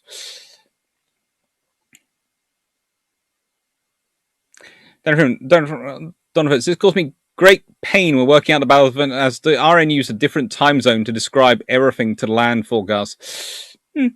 Danny 340, Paul Macron, someone mentioned Mother Renown. Yes. Learn how to X-ray. British Navy tends to be upset when they lose one of their ships. Yes.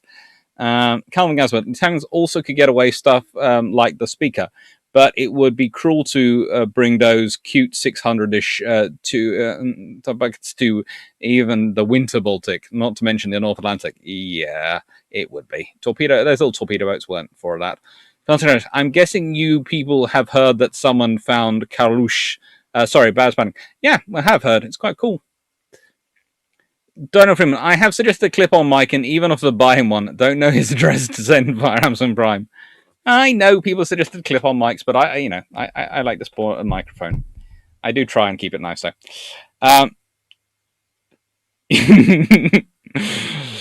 Plebis Circle. Hello! Haven't seen you before this evening. My name is HMS Renown. You killed my destroyer. Prepare to die. Pretty much.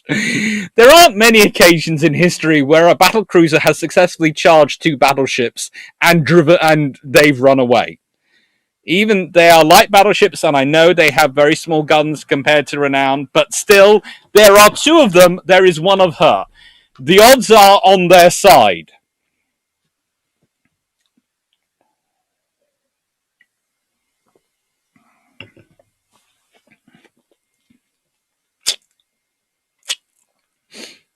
Austin Hartman, I think history teaches us to never sink a British destroyer unless you want the fury of hell itself visited upon you by anything they have on hand. Or HMS Hood. Pretty much sink any of the Royal Navy's preferred ships and everything else will turn up to take you out. Jeff Beeler. The Apollos were a different design from the end. Australia loses 2 out of 3. Perth and Houston were heavily outnumbered and Sydney got stupid and was ambushed. I would consider them an improved Leander, the Apollos, more than a different design. But yeah, they are a different design, but I would consider them more of improved Leanders. John South, I've always argued that the lack of an extended colonial empire was why the German Navy never really learnt logistics away from their main industrial base on land and sea. Well, they tried to have one at Tsingtao, and then you have the Asiatic fleet, which under von Spee, of course, gets wiped out eventually by coming across 2 battle cruisers, which go, hello, you have armoured cruisers. You have sunk everything of ours that we have faced you with so far. But we have those things that you have sunk have cost you in ammunition, fuel, and damage. And now we're here, we're bigger than you, and we're about to take you out. Turning 3434. Question. Have been reading up on development of Lexington Hood. Why didn't the RN adopt an all or nothing at Hood? Is still too much fear for high explosive shells, or just too late to change Hood? A bit of both. At the point at which they could have changed her, they were still fearful of higher explosive shells, and by the time it got past that point, it was too late. By the time they realised that, it was past it. So, the first battle of Surt. Basically, you have some fun, where Admiral Vian is put in charge of Force K, along with some other cruisers and destroyers, just for the hell of it, to get a convoy through from Alexandria to Malta. And they drive off some Italians. Now, it's quite a close run thing, and frankly, Battle of Surt, both sides can arguably claim as a bit of a victory. But what happens is that the next day, the Force K go out hunting on their own, and managed to run into an Italian minefield, which they hadn't realised where it was, while they're tracking down a second convoy making for Tripoli. And they're basically trying to do a rerun of the earlier battle, which had been so successful. And unfortunately, Neptune managed to hit 3 to 4 mines and sinks with only one man surviving. Aurora is badly damaged, and Penelope is slightly damaged. In trying to assist Neptune, Kandahar is damaged. Has to be so out of the 7 ships, only 3 destroyers escape damage.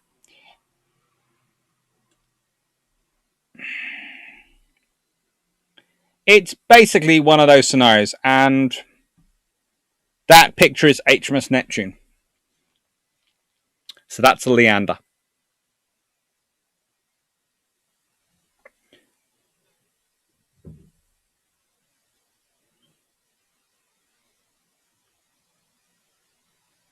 For example, over 60% of Africa Corps got dysentery due to poor toilet provision in desert. Look how many times Rommel had to go home ill. Oh, yeah. Jeffy, Apollo's head unit layout versus Leander's boiler room engine layout. Not really that similar. Okay, so they did try out different engine styles and these things, and I do admit that makes a difference. But actually, in overall concept, armor scheme, and hull profile, they are actually quite similar. So that's why I call them an improved Leander rather than a Leander derivative or batch 2. And then if you want another example of how different the classes can look, if you go through the original town class and then you see Belfast and Edinburgh, there's a big difference.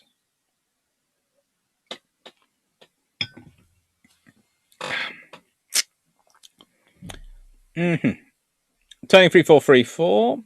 They probably didn't find out after the shell test on the refloated some German dreadnoughts.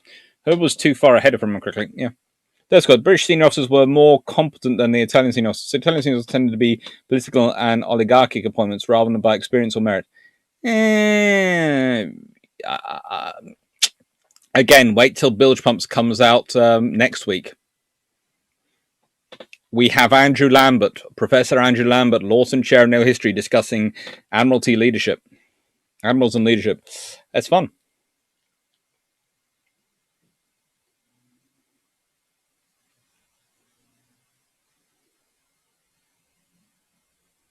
John Shea, I guess I'm not the only one who goes crazy when they found the target that sunk one of their own or their buddies. No, you aren't. The entire Royal Navy in World War II basically goes crazy at the drop of a hat. Or at least vengeful at the drop of a hat. Donna Fritz, was there a central clock on our end ships where sailors could line up their own watches, or was there time what the captain said the time was? There were clocks around the ship. There were clocks. Inca, Lance, Lively, Penelope all lost later in the war in Mediterranean. Only Aurora survived the war. Yeah. Force K does well for a while.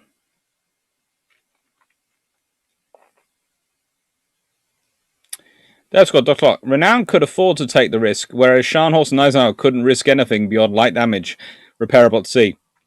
15-inch gun damage is beyond acceptable risk.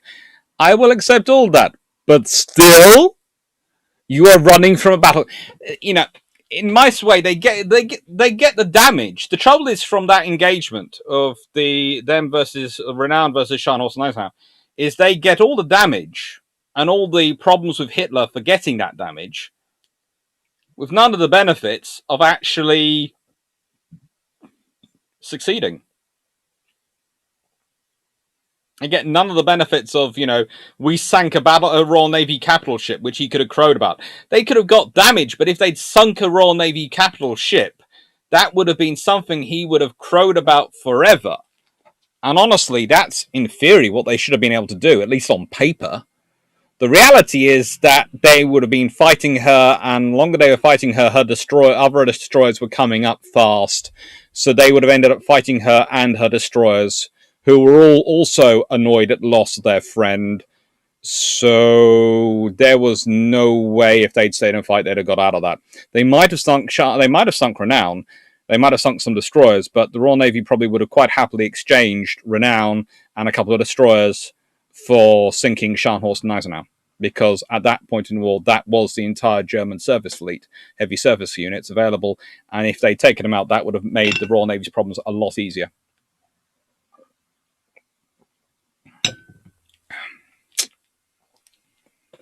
Jeff Bill, Italian tactics seem to have been lacking. No fast response to being attacked. Convoy doesn't scatter. Well, again, this is the whole thing of night operations. Afterwards, they do decide to start scattering and all these sort of things, but first point, they don't realize they're under surface. They're at surface attack. They think they're under air attack, and their cruisers, by the time they do respond, the trouble is their communications are being jammed. That's also something else. The Royal Navy have very powerful jammers, and both Lively and Lance have their jamming equipment on maximum and are shadowing their cruisers. They've basically formed up. They form into almost two battle pairs, each of a destroyer and a cruiser, and is just wrecking the Italians. And by the time they can react, they've lost. The attack is carried out so quickly with so much precision and so much. Well, basically, the Royal Navy's training for 20 years in night fighting pays off, because they basically take the defense in that battle. They take the Italians to pieces.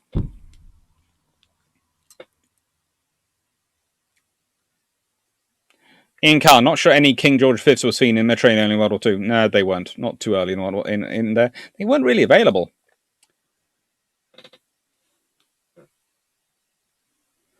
Turning 343. Well, there is a 15 years development sequence on the counties. Is it even a single class? It's kind of like the town class in that each batch is slightly different. You could make it free subclasses, or in American terms, free flights, or in the Royal Navy, we call them classes, but we call them subclasses. So you have, it's with the town class, there's the Southampton subclass, there's the Edinburgh subclass, there's the Gloucester subclass, I think, from memory. And this is how it works. When you have ships produced over a decade and you have ships rolling off at that rate, you often do have changes within them. So whilst they're all town class, there are quite significant differences.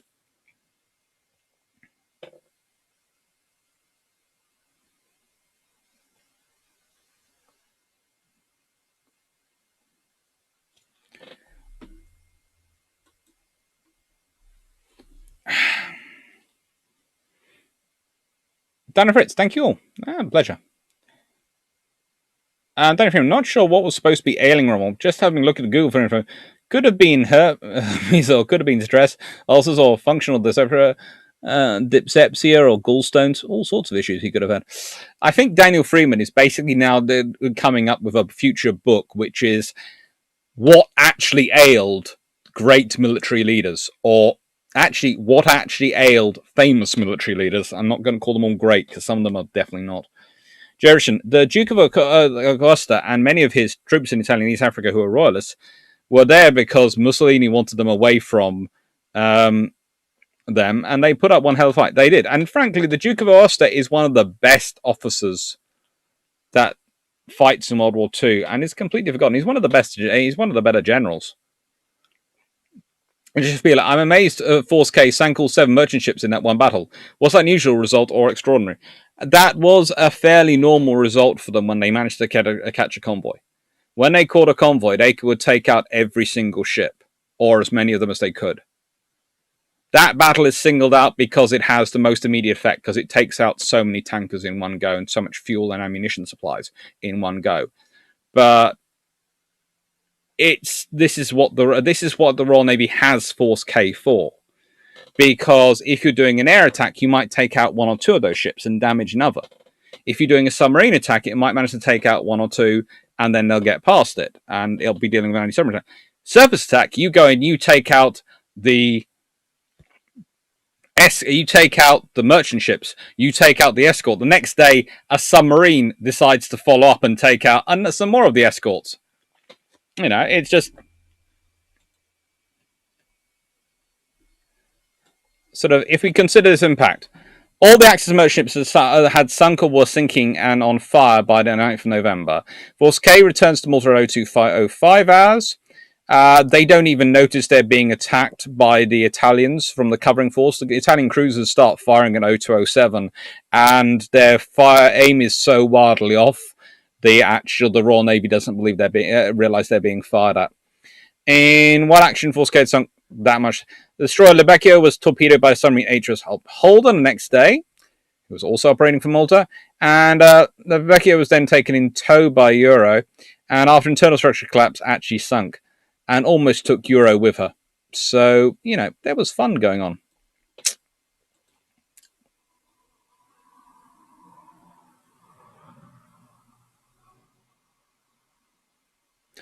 And this is what HMS Lively looked like, and she's an L&M class destroyer, and they were good 4-inch armed AA ships, and there's another reason they're there, because if they're operated, by having those two destroyers with the 2 Arrow Refuser class, it meant they could have more freedom to operate during the day because they had better air defense as a group.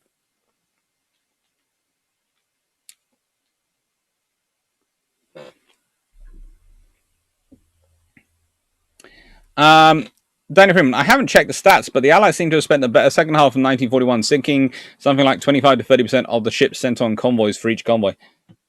Yeah. They were... The British basically managed to put in existence what the Germans would have liked to have done in the Battle Atlantic.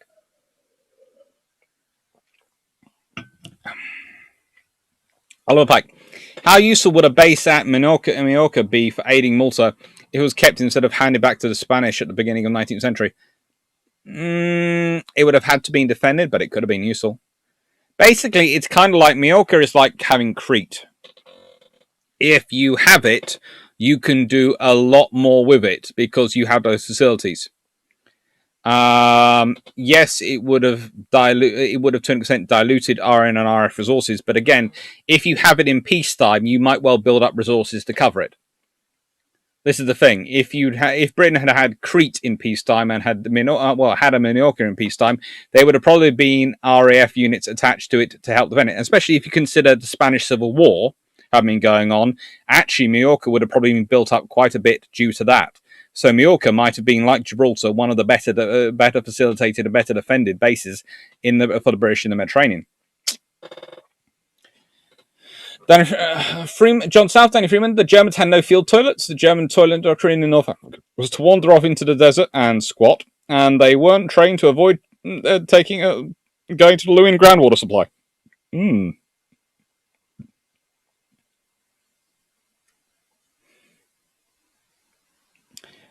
Dirt Squad. Captains of the 2 German BBs had orders to avoid combat RN capital units. If they engage, they might win, but are against orders. If they follow orders, they are criticised. A bit of catch-22. Yes, that's pretty much their problem. And that's the scenario. The problems of the German fleet is that they're allowed to fight, but only if they will definitely win. It's the same for the Italians. You're only allowed to fight if you're definitely going to win. Well, no commander is ever 100% sure they're going to win because you never know what the enemy's going to do. And that's half the reason, if you consider... I think it is the Vittorio Veneto, which is driven off by a tribal-class destroyer. There is no way a battleship should be driven off by a destroyer just acting aggressively and being nutty. But it is. Because they can't run the risk of getting torpedoed and getting sunk. Because if they're lost, their families might get it from the blooming dictator back home. Eric Erkin, what does flight really mean? Something sound like something completely different. They don't seem to fly very well. I was like, from last time I went there, there's a fair few Germans and Italians, but the British are still dominant. Minorca. Yeah. Turning 343. Rommel exposed to Blackburn confirmed. Oh, stop bringing out that aircraft. Danny from Dusk Clark. I keep seeing historians making guesses about health notable people from the past, but they aren't medically trained. I can sort of read history and work out what is meant. Well, please do it then, because I try and avoid it. Hi, King George V! I'm back. Sorry I haven't been here. I've been busy with school and stuff. How are you all? And for good old times, HMS Hood. Well, thank you for coming back. Hope you're well. Hope school's going okay. And you missed HMS Renown. She was already up today. We're now onto destroyers. HMS Lively. Jerriton, sorry, I meant to type the Duke of Aosta and his royalist troops far away from politics. The idea was that the fascist troops would win and conquer. I got distracted by something. Hope it wasn't Blackburn. John Shea, I think in the US they both use class, subclass, and flight of ships. I think subclass for larger ships and flight for DDs, maybe submarines, but class for overall.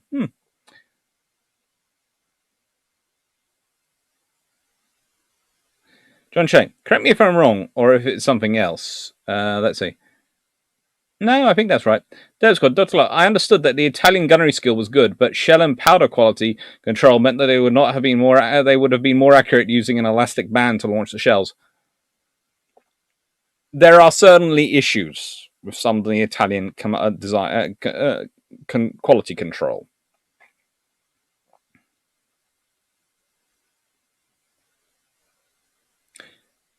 Frederick Vega, I once heard they sunk convoys to the point only warships were getting through and had to be used. Exaggeration? Also maybe due to lack of merchants?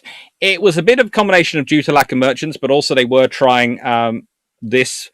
But that also led to things like the Battle of Cape Bon, where the Royal Navy destroyers operating from Malta, which were two tribal-class destroyers and two other destroyers, manages to go hello to those particular cruisers and sank them. So yeah, that wasn't necessarily the best idea either. There were issues. Now, I'm going to turn down the volume a bit because I'm noticing the red line's going quite a bit and I don't like it going too far over it. And just tell me if I go too quiet on everyone. Hope that's okay. But I do watch the little red line. I now have it set up so it gives me a little red line going across and going along. And yeah, so I try and make sure the red line doesn't go over too far over things.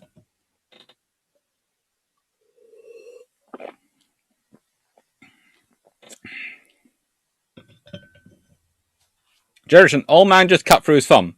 All patched up now. Wife's taking him to hospital. What distracted me? Oh. That's good. What's that tribal class destroyer HMS Warspite by any chance? No, it was HMS Nubian. No, actually, the second tribal class destroyer distracting on our own was HMS Somali. I think. Yeah, Somali. Or was it Sikh? Actually, it was HMS Sikh. Somali was there and did something else. Equally brave, but it was Sikh. It was HMS Sikh.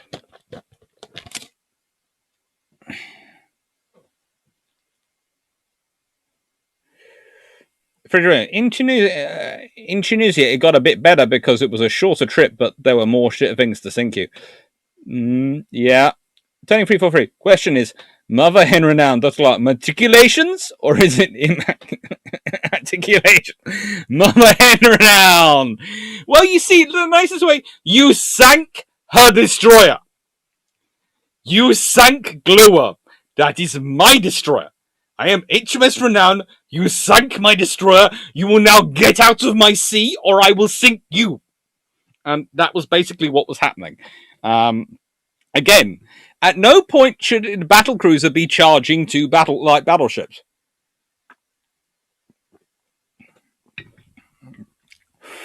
Lionheart X-ray. Ironically, the reason Rommel did so well is he would choose to ignore orders if he saw an advantage to win a fight.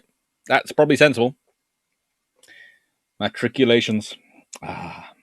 Dev Squad. The Japanese definitely added up having to use warships to supply their island garrisons.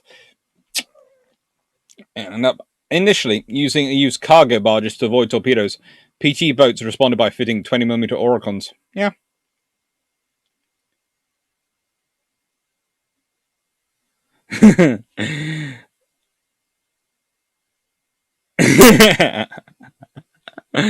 Oh, we'll see what we can do. Sorry. I did try and avoid the redlining.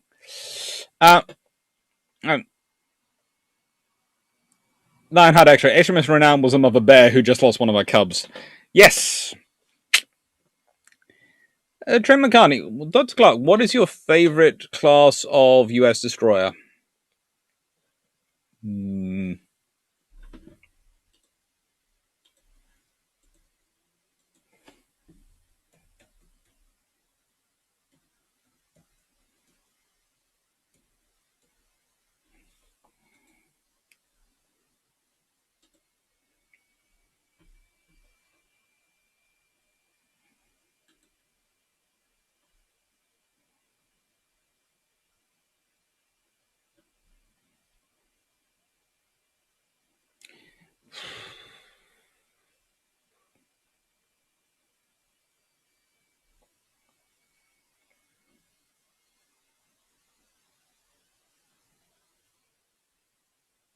Probably the Sumner class. I like the Fletcher class too, and I'm quite a big fan of them. But I think the Sumner class were better, in my opinion.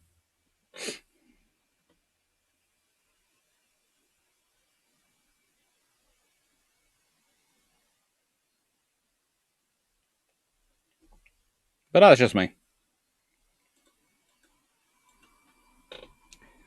Right, Danny Freeman, Amazon, keep calm, Doctor. Found something. John Shea, or the PT boat with what was it? A 75mm anti tank gun. Perfect. Yes, they did like those.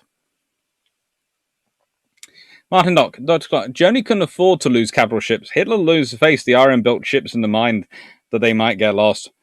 Mm, I was looking for a plush tribal warship, but can't find any plush warships apart from Star Wars Star Destroyers. Jess P, thank you. Good day. Best birthday wishes to your mother. Yeah, thank you. As I said, I'm going to be taking tomorrow completely off, so if there's no introductions recorded for Thursday or on time, that's why. Abadzansky, at what point did RN actually know for sure that Glowworm was sunk by the Germans? Also, wouldn't call Sharnos and Eisenhower battleships. They were Panzer Chiefs, armored ships. Yeah, they're not Panzer Chiefs. The Deutschland class are called Panzer Chiefs. The as I did, if you go back to my video on battle cruisers, I explain what they are called, and they're called something slightly different. Basically, renown is what confirms the glowworm's been sunk. Carl Gasper, Renown versus Shanos Snyder. A tad later, the Ugly Sisters sunk HMS Glorious. Orders were given to not shoot the Ardent and Ancaster with main guns, and the late commanders were reprimanded for the sinking. Mm, not really. The late commanders of Ancaster and Ancaster and Ardent weren't reprimanded at all. They were held up as heroes for charging Shanos Snyder and doing damage.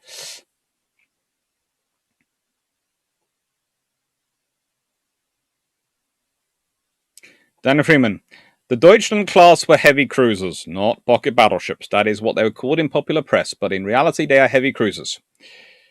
Slightly heavier guns than normal because they're taking over the role from pre dreadnought battleships, but they're really heavy cruisers with just bad guns on them.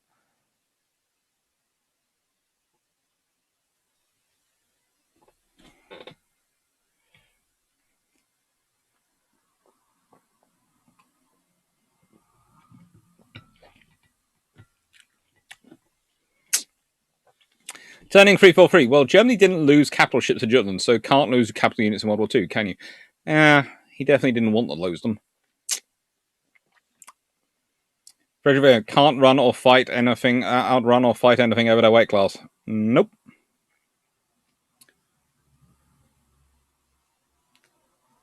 Danny Hume, that's Clark. Hence the quotation marks. They aren't even good heavy cruisers. I often say that the way to fix the Scharnhorst is to give them 6-8 inch. The Deutschland class is to give them 6-8 inch guns.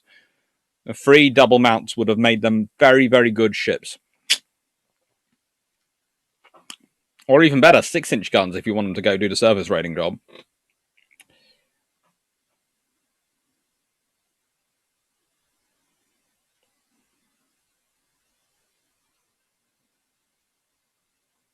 Juicy Decision, and then lost to a pair of aggressive light cruisers. Technically, two aggressive light cruisers and a very interesting heavy cruiser design, Type B heavy cruiser design, which frankly,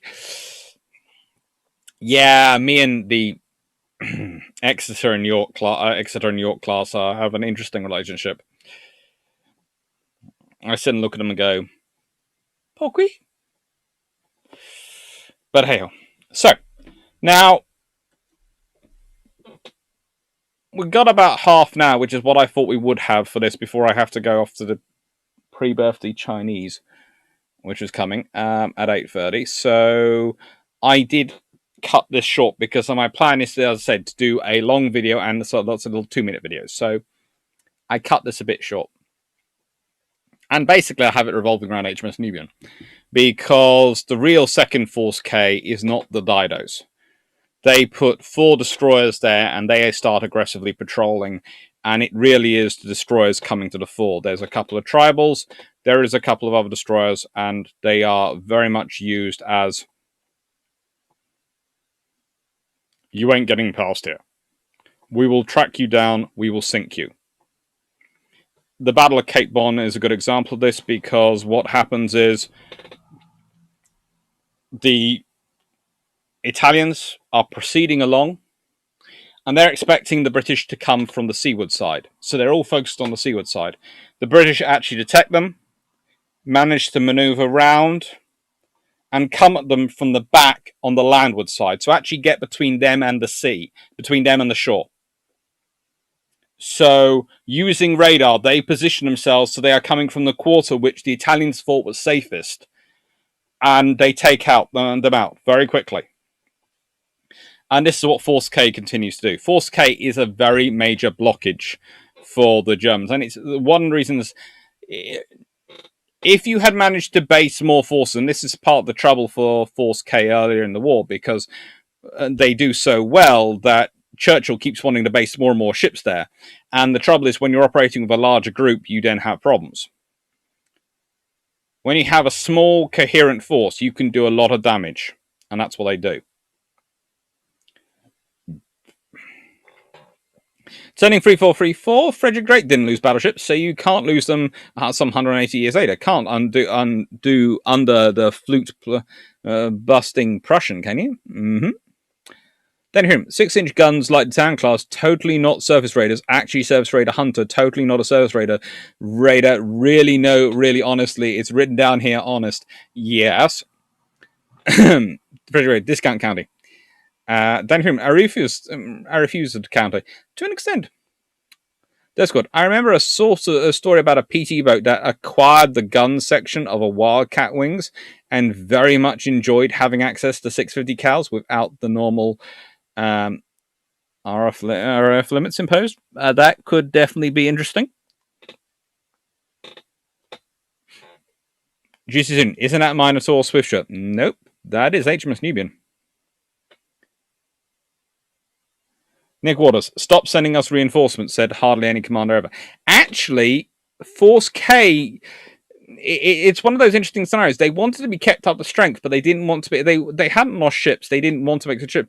One of the big troubles was that actually, once you start having more ships based in Malta, they have less space to move around in the harbour, so they become more predictable where they are. So they actually have to make more effort to be out at sea, which is one of the reasons why they end up running into that minefield.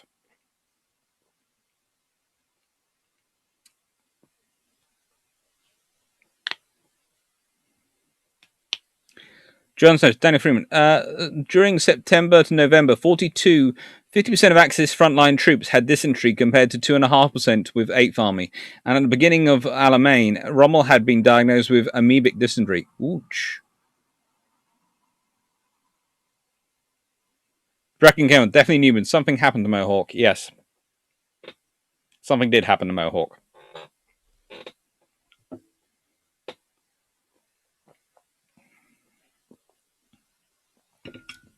We were strong. On a side note, it appears difficult to find figures for bursting charges on 4.7 and 4.5 inch shells online. Is there a good resource for that info?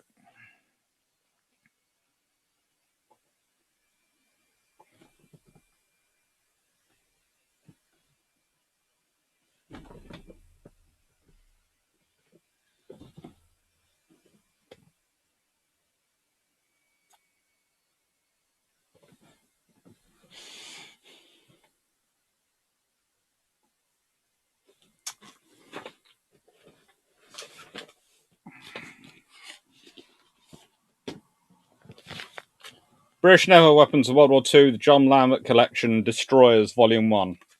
Destroyer weapons. It has it in it. I'm not sure whether you call it good or not, but it has it in it, and it does have the data if you go through it with a fine-tooth comb.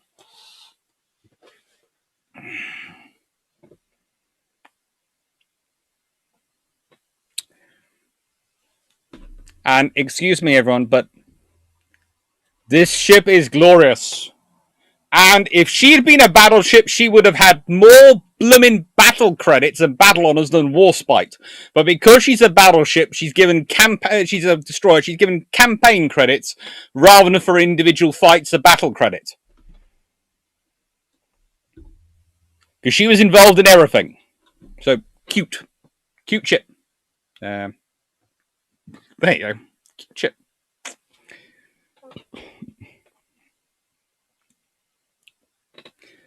How did I answer the question we've explored? Jeff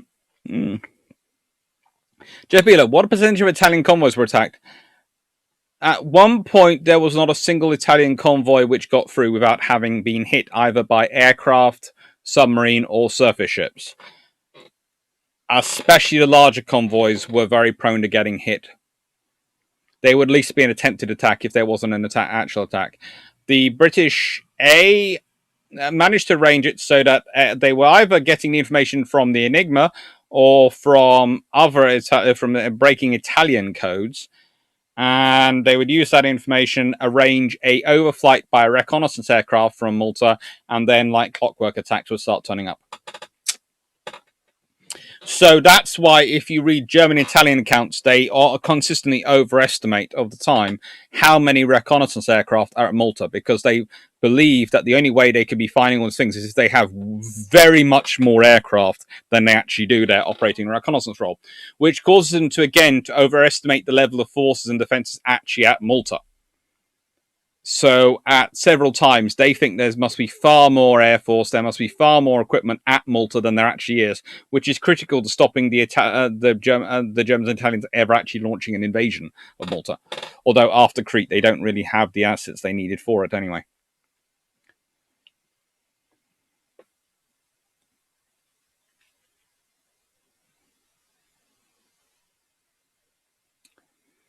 Jemek, Salamos was area of many logistics miles. On land side of war, Marines were starting Guadalcanal, Solomons, with M190 and Reslings.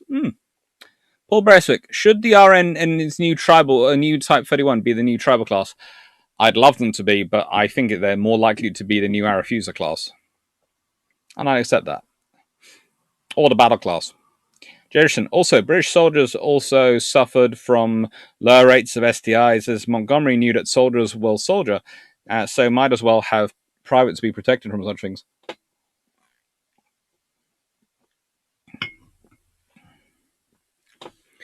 Brecken Kendall, the Allies were intercepting about half of Allied supplies in 1942. Doesn't surprise me. We explore now? Wonderful. Thank you very much. I'll look into it.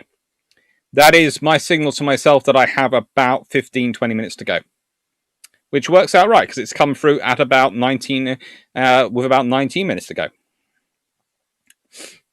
So where else to find me? Twitter, Patreon, Global Maritime History. As I said, there will be a long patrol which will go through all these slides in a nice long discussion, come out in sort of lecture form, and there will be a load of 2-minute ones as well which will come out, and they'll be recorded probably Friday. Come out next week probably as part of the stuff covering while I'm on my research week. That's good. I've also read about crews who got armor plate from knocked out tanks and added it to their PT boat, made the crew compartment all but invulnerable to the weapons the Japanese had. That wouldn't surprise me. Trent McLean, what's the actual ratio Nubian versus Zulu in Zubian? 50-50 for both. At that point, we have Auchinleck as commander of North Africa. He's doing okay.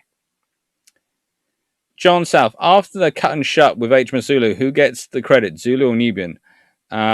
This is World War I, and all the credits go to Zubian. Re-overestimating number of recce planes brings new meaning to the phrase force multiplier.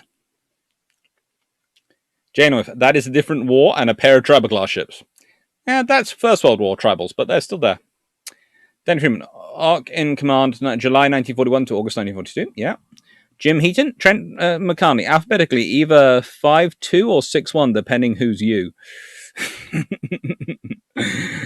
I can't see the politically correct crowd tolerating anything tribal by the UK government. That is the trouble. Derp Squad, Dr. Clark. I think Malta would be much harder to invade than Crete. Smaller and fighting in Valletta would be a nightmare for attackers. Agreed, but let's be honest. It's if they had managed to take Malta, then they might have actually stood a chance in the North African campaign. With Malta as under control, yeah. Frederick Vega and Cunningham's brother Alan as commander of 8th Army. Daniel Freeman, Derp Squad. I can probably do a what if you'd like. That we could maybe do one sometimes. Italians called the planned invasion of Malta Op C3, while the Germans called it Hercules. Richie's, Dr. Clark, thank you and happy birthday to your mum for tomorrow. Thank you. Kahama, Malta, the only country to win a military medal. It works.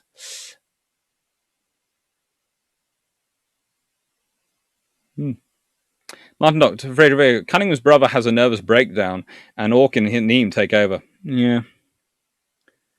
Brecken Kennel, Daniel Freeman, do you have a channel? He appears sometimes on mine. I do keep telling him he should get one.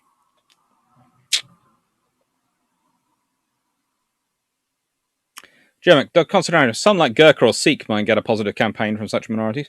I think Gurkha and Sikh would definitely be able to get through. I think we could probably get Cossack through. I think we could probably get Tartar through. And I think we could probably get Nubian through, because Nubian are ancient and no one cares about them really in that sort of much. I'd say for a 6th one, maybe you could get Eskimo through. Now, I say this because whilst I realise no particular tribe actually calls themselves the Eskimo, it's a group name. Whenever I've discussed HMS Eskimo and her exploits with people from there, people who have actually written to me talking about her and wanting to know about her, they've actually been quite happy that she had this name and she did all these great things against Nazi Germany and all these things against the fascists, and so they sort of like that. And it's the same with the HMS Ashanti. I think that would be very difficult to get past probably the UK politics crowd, but actually if you talk to the Asante people themselves, they'd actually quite like her, because again she did all this sort of great fighting. Thank you, Derp Squad. They did all this sort of fighting and successful thing against these very nasty people.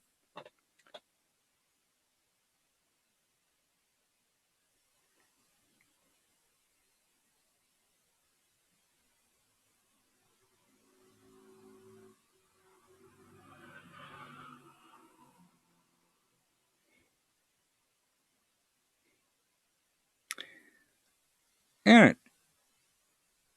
Carmen, there could be an HMS Iceni if that was tribal. I think I have suggested that, and Corvey. Cornvey I have suggested as well. Although he wasn't the only one who should have been replaced but wasn't. Inca, how about a new Yuzubian? You could probably do that. And one for your sister. Thank you, Turning343.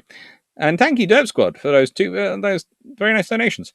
Jeff Beeler, Eskimo is out in Canada as a name.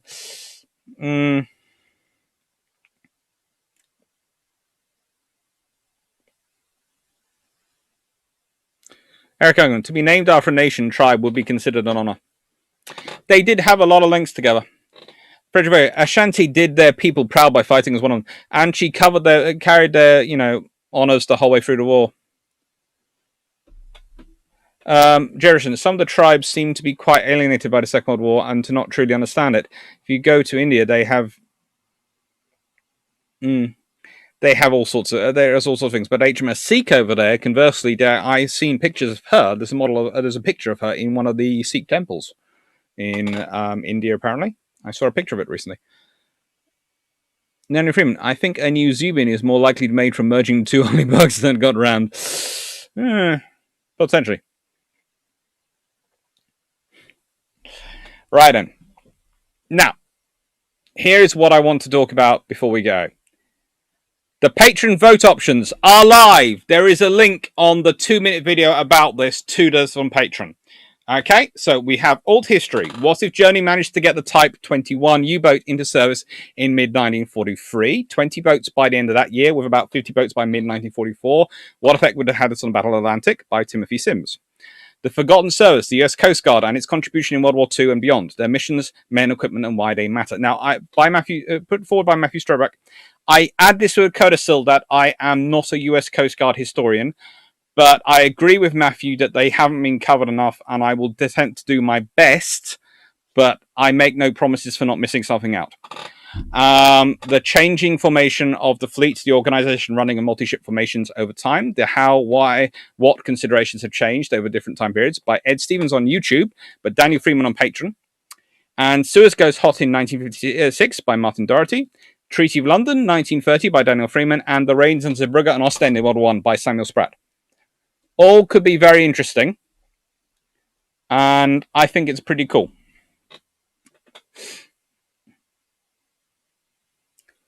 Carl Harmon, Dr. Clark, do you think there should be a ship named Atris Boudicca?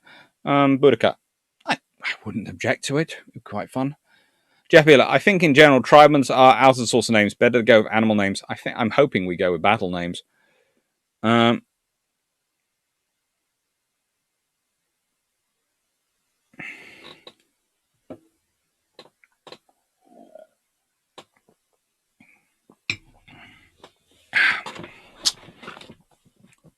So that is the patron vote options for October 2020. I hope you like them. I had total on Patreon, including messaged ones sent to me and ones which were on the actual post requesting suggestions, somewhere in the region of 60 suggestions. If in doubt, I go with the version. If there's most of the message ones were actually close to versions which were already on the suggested box on a suggestion system. So I went with the suggested versions first. I looked into them all. I did a bit of research into all of them, seeing which ones I can best cover, and I put together 6. And I do add in that codicil about number 2, that I am worried if I do it that I am not a US Coast Guard historian, and I am mainly a British historian, and I do a lot of other navies around the world, but the Coast Guard has been they are usually adjacent to my remit, and I've often seen bits about them and tried to cover bits about where I have seen them. But I'm not a specialist historian, so I will try on that. So I will do my best to cover it properly, but if I miss bits out, I apologize now in advance, sort of thing.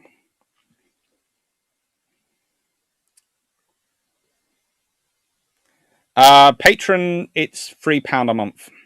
I basically have it on the lowest setting possible, and if some people are very kind and generous and decide to choose to donate more, but I have it on the lowest setting possible. I've forgotten so far, but I do keep meaning to. I upload all the slides there so people can read through them at their leisure, and I'd set up the voting so that people can suggest topics and they can vote for them. And it's my book money.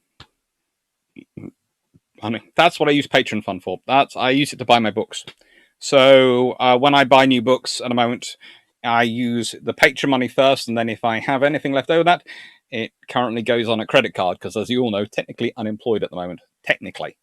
It's the joy of being a contract lecturer. You're technically employed for 10 months of the year, and then they decide, oh, we are going to make you unemployed for 2 months of the year so we can save on our pension and national insurance contributions and all these things.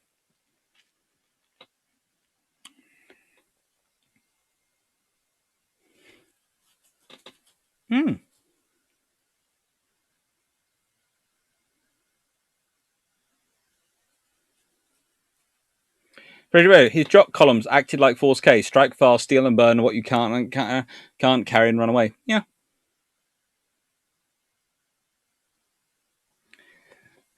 Shomak, I like your 3 votes per person system. That's the idea. It's supposed to be 3 votes per person. I'm not sure if it works perfectly that way, but that's what it's supposed to be.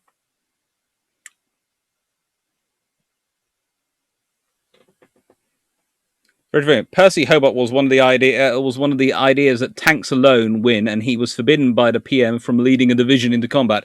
Yeah, he was. Hobart was interesting. Okay, I'm in. I'll go do Patreon today, tomorrow. Thank you. It's very kind. That's good. I think we should have all ships by public vote. HMS Shipping McShipface for the third Queen class. Actually, for a third Queen Elizabeth class carrier, that's quite simple. I would want Ark Royal or HMS Victory, and HMS Victory to be christened HMS Victory 1805.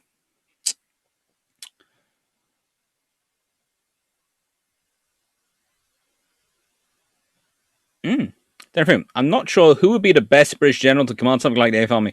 No one was perfect, and the scenario changed a lot. I think often myself, the best person to command the 8th Army would have been a decent admiral sometimes.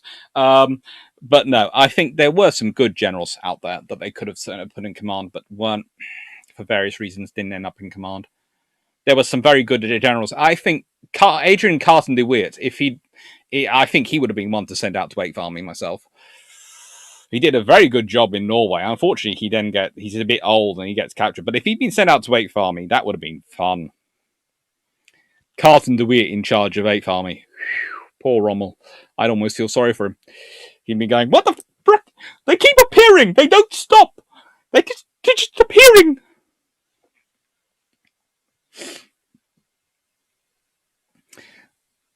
Daniel Freeman, I've just been reading James Holland's book on 1941 to 43 War in the West, and he is quite scathing about some of the generals, but I'm not sure I agree with all the conclusions. Jeff B, the Type 31's name for Leanders? They could be. It could be.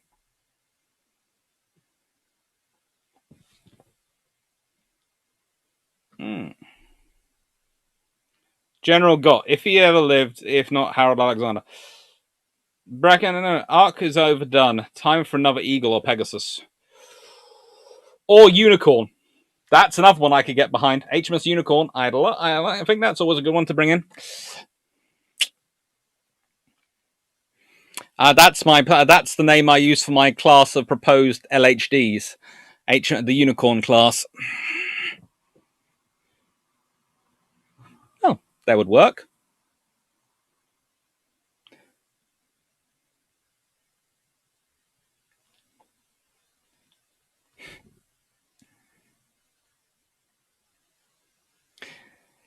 Shomak, a lot of good generals were captured. Could you imagine Duart with O'Connor as a corpse commander? That would be scary. I would not like to be the Germans and Italians. Excellent. Hello, everyone. Well, good night, everyone. Night. Take care. Carl Harmon, I feel sad for modern RN ships are classed with a type number. It's so boring.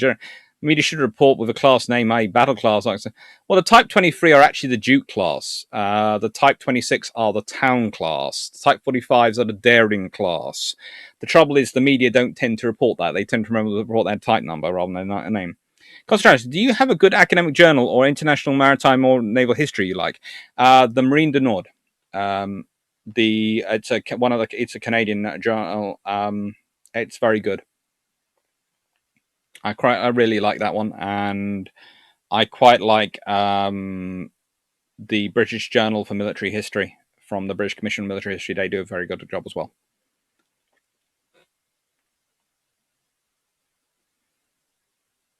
That's good. They keep appearing. They just don't stop. German generals about Russian divisions on the Eastern Front.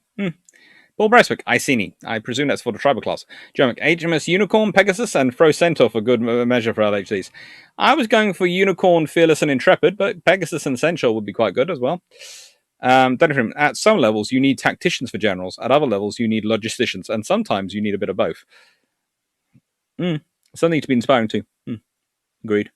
Garhammond, could we see a class of 4 RN ships one day named HMS Wales, HMS England, HMS Scotland, and HMS Northern Ireland? It's possible. There's God, we need an HMS Thunderchild. Well, I know that Drax's working on HDS Thunderchild. That's his Drax ship. Frederick, what I know about Hobart was that he was dismissed from the army and into Home Guard, and Churchill gave him an armour division to play with.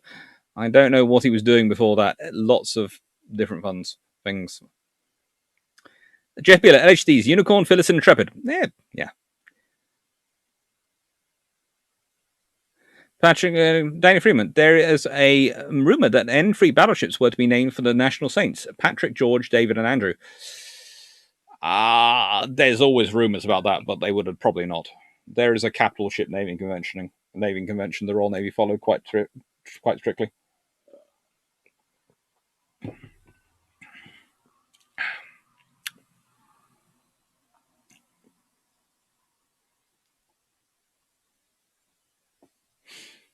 Yeah, I think Chinese is arriving. Tea.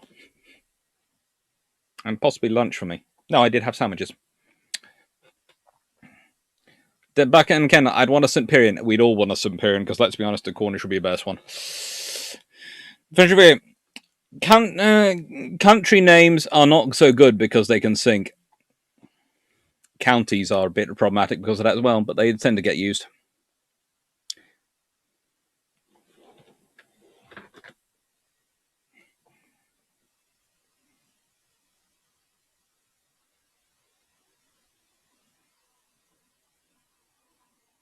Jeff Beeler, Hobart could be very obstructive and dogmatic, but as Martin Dock points out, Hobart was in charge of the Western Desert. He pushed the armored division that we know of today: tanks, artillery, motorized infantry. Yeah. But he had his own idea, and that was what he went with.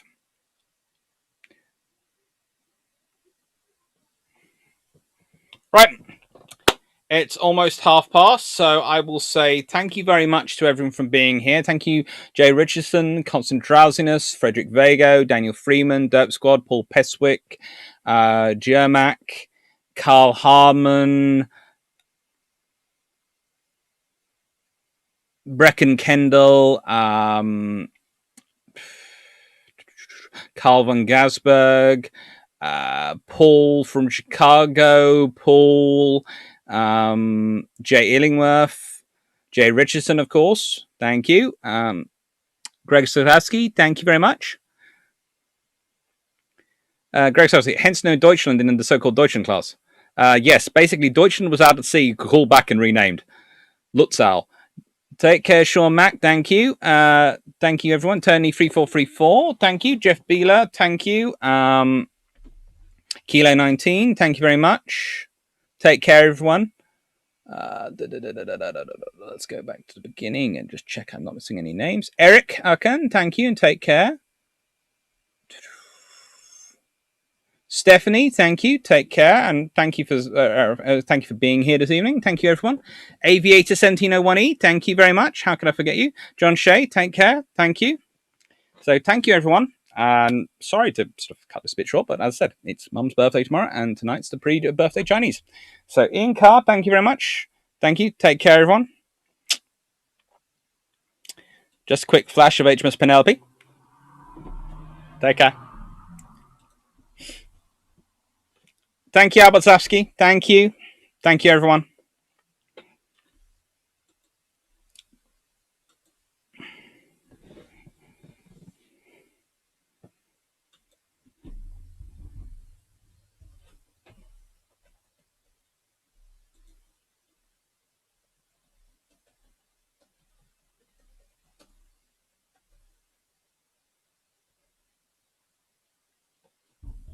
Thank you, Stephanie. Thank you. Take care.